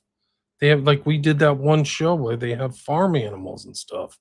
Like, are they bestiality? Like, and on that site, there's like the specialized gate and an incinerator. Local cop who'd been on that beat for like 15, 20 years says, I think there's an incinerator at Zorro Ranch. Why? Why do you need an incinerator? And bodies are buried in clearly that Zorro Ranch, it was dug up and reformatted before the recent investigation started. Oh, because I heard that they were trying to investigate and dig up the ground. Yeah, and but look it for those was bodies. pre-dug up. I can tell because there was this huge circular, like, They moved the bodies already. yeah, that thing was already pre-dug before, much like the island had something had happened to that temple. They took down the dome, or like something. Things been tampered with already. We even saw that in Goodfellas, the Scorsese movie. Like, oh, I got to move the body, and like they in the middle of the night they have to, because they sold the land, and like they had to go dig up some body, and they borrowed a knife from mom to like hack off the. Oh, we got a hoof there. We hit a deer, and we got a. So like it was. I mean, that's common knowledge. Like, of course, that sometimes they have to move evidence of. Right. I mean, once he gets indicted, he orders 6 55-gallon drums of freaking hydrochloric acid. Like, whoa. Right. Like, I mean, what a coincidence. Oh, I just need to clean my pool system now. I'm about to get indicted. It just made me remember I had to clean out the freaking pipes here. It's exactly what I'd be thinking of. It's a joke. I can't even joke. Yeah. You got to be afraid when he says he needs to clean his pipes. You run. Yeah. I think Quaaludes should come back. No, I don't even know what they do, but I'd probably be more, because I'm pretty irritated by the level of degradation that's happened to our country, man. Yeah. It's happened in one generation. Dude, it's like, I mean, this is really, I mean, it's bad news, man, potentially. Hopefully not, man. I'm not a naysayer. Like, I hope, but anyways, do you want to just get one last little taste of Desaad? Sure, and then they'll wrap it up. We'll call our brains. Or maybe not. No, do it. It's okay, so this is from Justine. Must sensual pleasure render a man better than life's other pleasures? In one word, must our penchants be any more concentrated upon the temple of generation? Must it necessarily most certainly awaken our desires than some other part of the body, either the most contrary or at the furthest remove from it, that some emanation of the body, either the most fetid or the most disgusting? It should not, in my opinion, appear any more astonishingly so to see a man introduce singularity into his libertine pleasures than it should appear strange to see him employ the uncommon in any other of life's activities. Once again, it is in either case, his singularity is the result of his organs. Is it his fault if what affects you is not to him, or if he is only moved by what repels you? What living man would not instantly revise his tastes, his affections, his penchants, and bring them into harmony with the general scheme? What man, rather than continue a freak, would not prefer to be like everyone else, were it in his power to do so? It is the most barbarous and most stupid intolerance to wish to fly at such a man's throat. He is no more guilty towards society, regardless of what may be his extravagances, than is, as I have just said, the person who came in blind and lame into the world. And it would be quite as unjust to punish or deride the latter as to affect or berate the other. The man endowed with uncommon taste is sick, if you prefer. He is like a woman subject to hysterical vapors. Has the idea to punish such a person ever occurred to us? Let us be equally fair when dealing with a man whose caprices startle us, perfectly like unto the ill man or woman suffering from vapors. He is deserving of sympathy and not of blame. That is a moral apology for the persons we are discussing. Okay, and he goes on and on. But basically he's talking about blood, limits of fibers. Let's see. Oh, you pedants, hangman, turnkeys, lawmakers, you shave pate rabble, what will you do when we have arrived there? What is to become of your laws, your ethics, your religion, your gallows, your gods, and your heavens and your hell, when it shall be proven that such a flow of liquids, this variety of fibers, this degree of pugnancy in the blood or in the animal spirits are sufficient to make a man the object of your givings and taking away? Okay, but it goes. So he's talking about basically he's talking about different things of the body. He's talking about what cropophilia and this also pugnant discharges of the body. He's talking about basically anything, including murder and torture, and saying this is justified. It's in the man's nature. There's nothing wrong with that. If a woman is hysterical, I'm having a I'm hysterical. That's the same as some guy, he's talking about literally, I mean, raping, abusing, and up to the point of murder, for satisfaction and pleasure, and we should excuse that because that's Just like pedophile's not such a bad person. He's a map. He's just attracted. We should feel bad for them, right? Kind of what the society's doing now, right?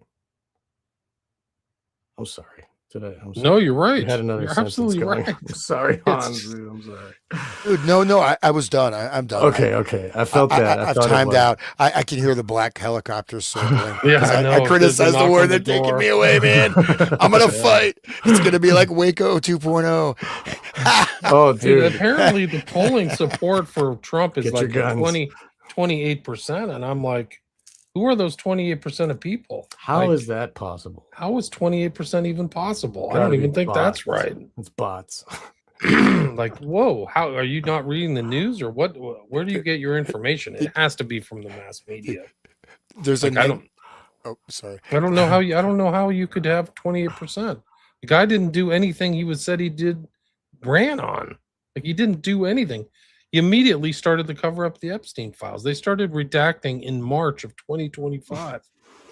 They just slow rolled it as long as they could, and like the Congress was like, okay, well, you're slow rolling it, release it. It must be bad. It was freaking terrible. And then he went to war against Iran. Like, don't do it.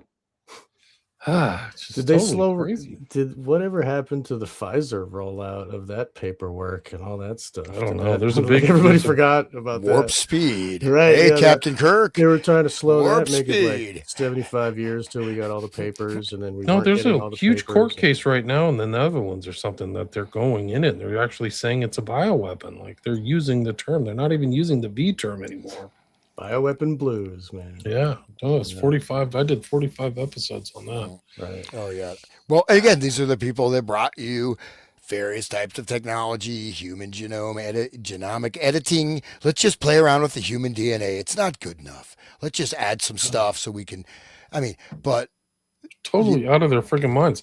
Like, have you ever seen that interview with Plotkin where he just like he's a atheistic Jew and he's just like doesn't even care.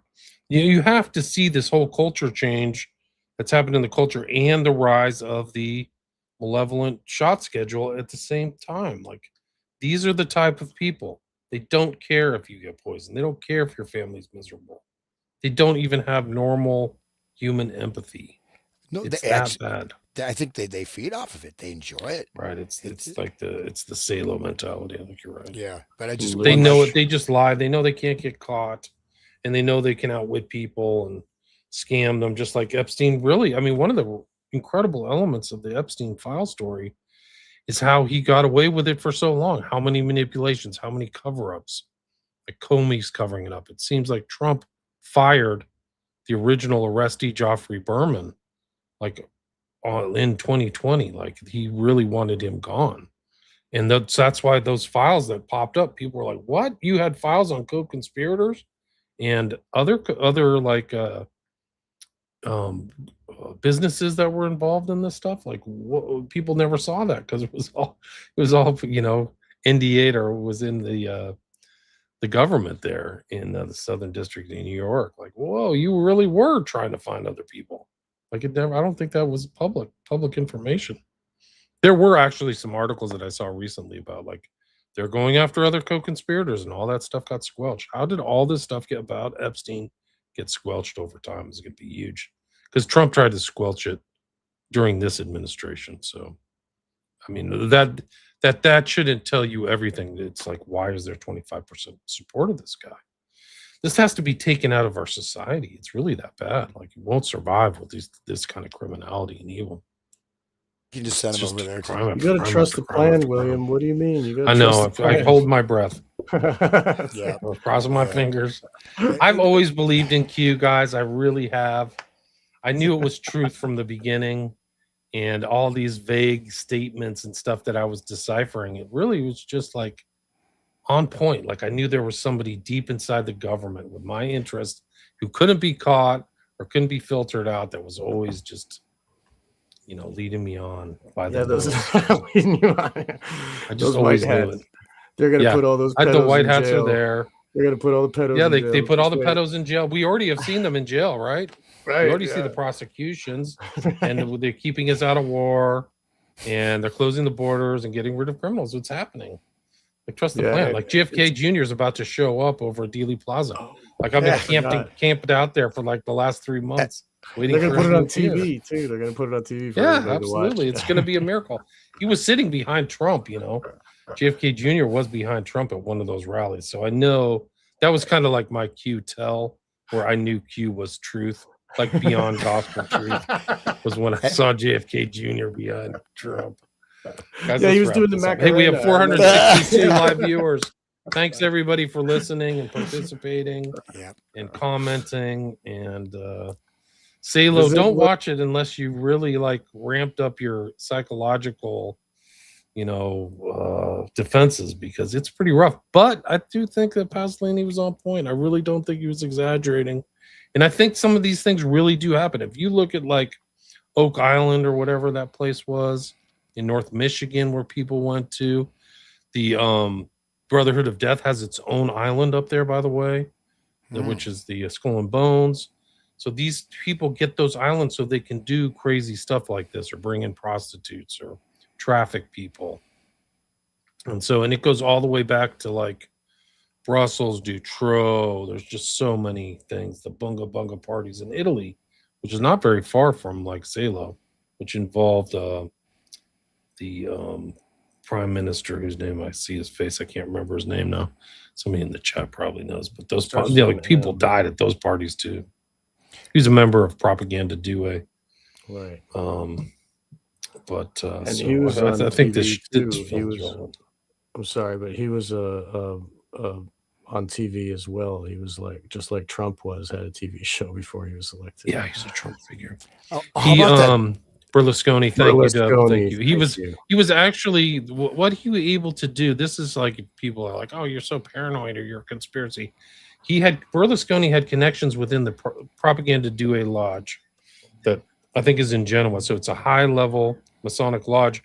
And through his connections, I can't remember which bank, but he was able to get loans underneath even the wholesale rate.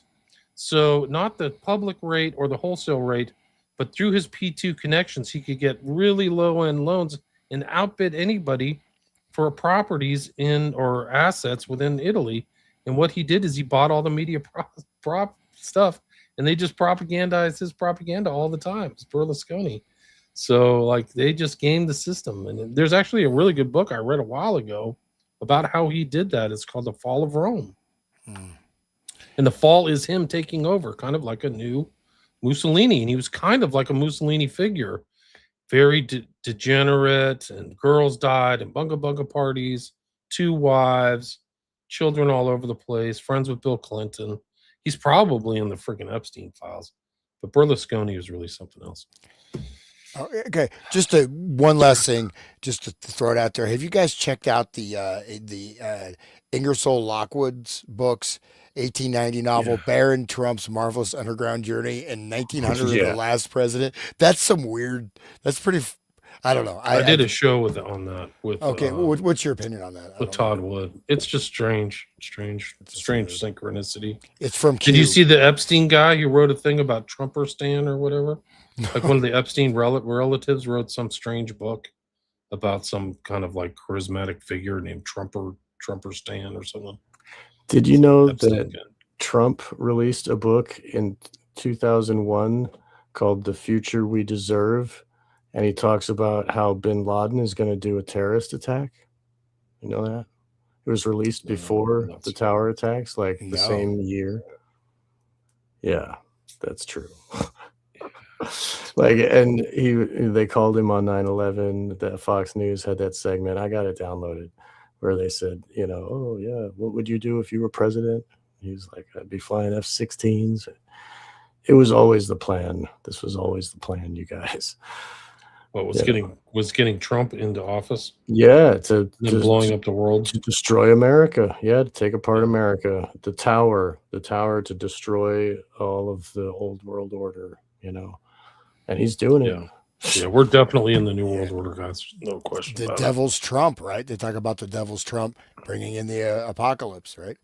Right. Even I have the book, The Witch Cult of Western Europe. They talk also about the devil's trump. So, I mean, of course, that refers to a trumpet, but anyways, the devil's trump. Right. Yeah. Yeah, and a trumpet is what takes down the tower. The Yeah. blare, the trumpet blast of Gabriel or something takes down the tower, and that's what. I mean, they probably put him there because of his name. You know, like Yeah, probably. Who knows? There's a really good book about the occult kind of stuff about 9/11. It's called Prophet of Evil, Aleister Crowley, 9/11 and the New World Order. People can check it out. It's on that Amazon.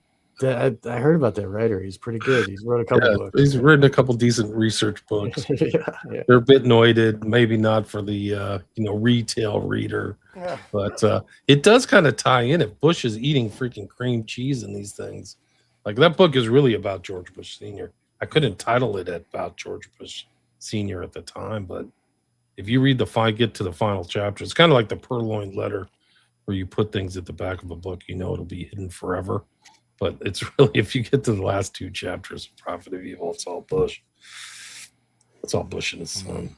Poppy Bush with the Bush Poppy. babies and what he did to those babies. And the famous speech on September 11th, 1990, 11 years to the date of 9/11. And the 1,000 points of light he talked about. That's the mother Rainbow of Darkness Bridge. Castle, right? We're crossing the bridge, the Pontifex Rex. They go on the law of the jungle he talked about. in Yeah, that that's speech. right. Yeah. The rule of law, not the rule of the jungle. Yeah. Our 5th objective, a new world order. Yeah. We won. You guys, we won. We won again. We just won for the ourselves 3rd and time. Future generations. So he's talking to the people there. Like that's like the inside ball game. Right. But that's the Salo ball game. It's like you don't give a F about the hoi polloi. We don't give up to these Slavs, these slaves. We just care about you and us and our future generations. We're gonna perpetuate that forever, which is really the intro of Salo, right? That's what he says in this going back. I mean, it's probably a good way to kind of end it, is that they are trying to rig the system for themselves. That's what he says. That's why they sign off, and they're gonna do their kids. And marrying each other's daughters will really seal our lose. destinies forever. Right. Forever. And like the Nazis had the rat lines with the P2 and with America and all that. So like they didn't really lose. I mean, we had the Nuremberg thing for the show of it, but they migrated over here and now we are in charge, and now they're doing what they're doing here and what they did over there. It's the like fascism and this mentality of psychopathy did not get defeated. This lives on, and we see it in the Epstein files. Amen. Oh, I'm muted. Oh, I'm not muted. Crap. Okay. Yeah. No. Well, there was. I think that's a very few people really want to go into this film. I understand why, but I think it was important we did it. And we live in interesting times, right? We started Manchurian Candidate, and we had look at all the events. Like it's like world. We've kind of gone through this whole gamut, and of including Charlie Kirk and this and that. So, but trust the plan. Yeah, we started that series. We started our earlier series on the Manchurian Candidate before Kirk. Right. We started this Sunday night thing on late August, and Kirk was killed. It's easy to remember September 10th. Remember also the Civil War shows we did, with Brett, right, and we talked about Leave the World Behind as well, and also the white noise and stuff. The programming was already there, and we were already picking up on that then. They're literally trying to destroy the United States. They want this country destroyed. Yes. And you can see it in the urban centers. Like, this is the agenda. It's not by like mistake or, negligence or incompetence and stupidity. And there's a lot of that, but they just don't give a crap. They don't care if it all goes down. You remember all the CEOs quit after COVID? They, everybody just packed up and left. Of a lot of the big companies, I'd have to look it up exactly who, but yeah, there was a big exodus out of the business world because it's like they knew they were done. They like took their chips and left the table. Yeah. How about that? Well, the bridge crash. I mean, that was also very important. Symbolic. Was it George Washington Bridge? The Key, Francis Scott Key. Francis Scott Key. And it's not fixed yet, right? See, that's the whole thing is they didn't fix what happened in Maui. They didn't fix what's going on in Pacific Palisades. They just don't. They're not intent on the growth is not the intent anymore. The U.S. was based on growth and civilization and passing stuff off to your kids. They don't care about that anymore. The elite class is the Salo class. It is the Epstein network. And I think that's maybe the chief takeaway of the Epstein files, the Epstein class, and Salo. So that's and suck it up and deal. And then the thing is, though, the one thing that's dangerous is that you do have, I hate to say it, but I mean, you've got, shadow armies of various types of militarized immigrants that are ready to, get flashed up, and you got your, mind-controlled Antifa psychos and your tranny shooters, and you've got just basic Americans who can't handle any stress when the cars, when the gas goes up to $20 a gallon, man, people are not resilient. I mean, you see people fighting over nothing. People get super thin skins. Yeah. Wait till the gas goes up to 200, baby, because it'll affect every price of everything. I mean, like you talk about people who can't afford 500, they won't be able to afford food. They won't be able to afford crackers. Remember how when they fought I see over others masks? degraded that I rejoice. Right. Yeah. No, I mean, look at people like this is the dissemination instead of seeing what is creating the system and getting your head out of your own little bubble, your little technotronic bubble space. I mean, people, they pull guns on that actually happened to my son. Like someone at a traffic light and the guy freaking pulled a gun on him, man. Wow. And it was just like some minor thing, who knows, probably nothing. But this, I mean, and you see all these like road rage. We stopped doing the mass murder tracker. Maybe we close to that. I mean, that was like sort of one of the classic things. But I mean, but it's like this is a historical shift. I mean, I believe that I trust the plan. No, I think. No, I think it's it should be possible for us to regenerate society in a different direction. But I think it's also, if things go down, it's time you just want to get out of the line of fire, man, because people are going to be going friggin' nuts. I would get out of the urban areas as fast as you can, if you can, because you don't have any access to like the earth. You don't have access to grow anything, food, and water, and stuff like that. A lot of those urban areas are part of that new world city collective where they give their allegiance to this, like Rosa Corey talked about it, how there are these like Chicago's one of them, and LA is one of them, where they are this like international cities collective bullshit, where they take orders from a international source, or it's not federal, it's like beyond federal. So that's, that was all planned out since the beginning of the green agenda and the tearing down of the old world. The green technocracy is the future, and slavery and feudalism. Okay, so Let's wrap it up. All right, just to share the good news. So total 83 shootings, 1.12 per day, 112 killed, 295 wounded. So not too much. This not a little bit more than one per day mass shooting across the country. So there we go. Anyways, all right, that's it. So, Till next time, guys. Well, we can get those numbers up if we just reduce the people part of the portion. What's that Bill Gates quote where he's like, "We got to get those numbers up." Yeah. All right. Anyway. Thank you guys. Appreciate it, Sean. William. Thank you, Salo, Hans. Thank you, 120 William. Days of Sodom. Yeah. Everybody, please visit William Ramsey Investigates and check out that book about 9/11, Aleister Crowley and Prophet of Evil, and visit Resident State and listen to what Hans has got going on his podcast there, and Wake the Dead as well. Please, share and like, hit that subscribe button. All right, guys. All right, that was it. Good night, Thank everybody. Thanks for Thank listening, you. everybody. That's a rough show. God.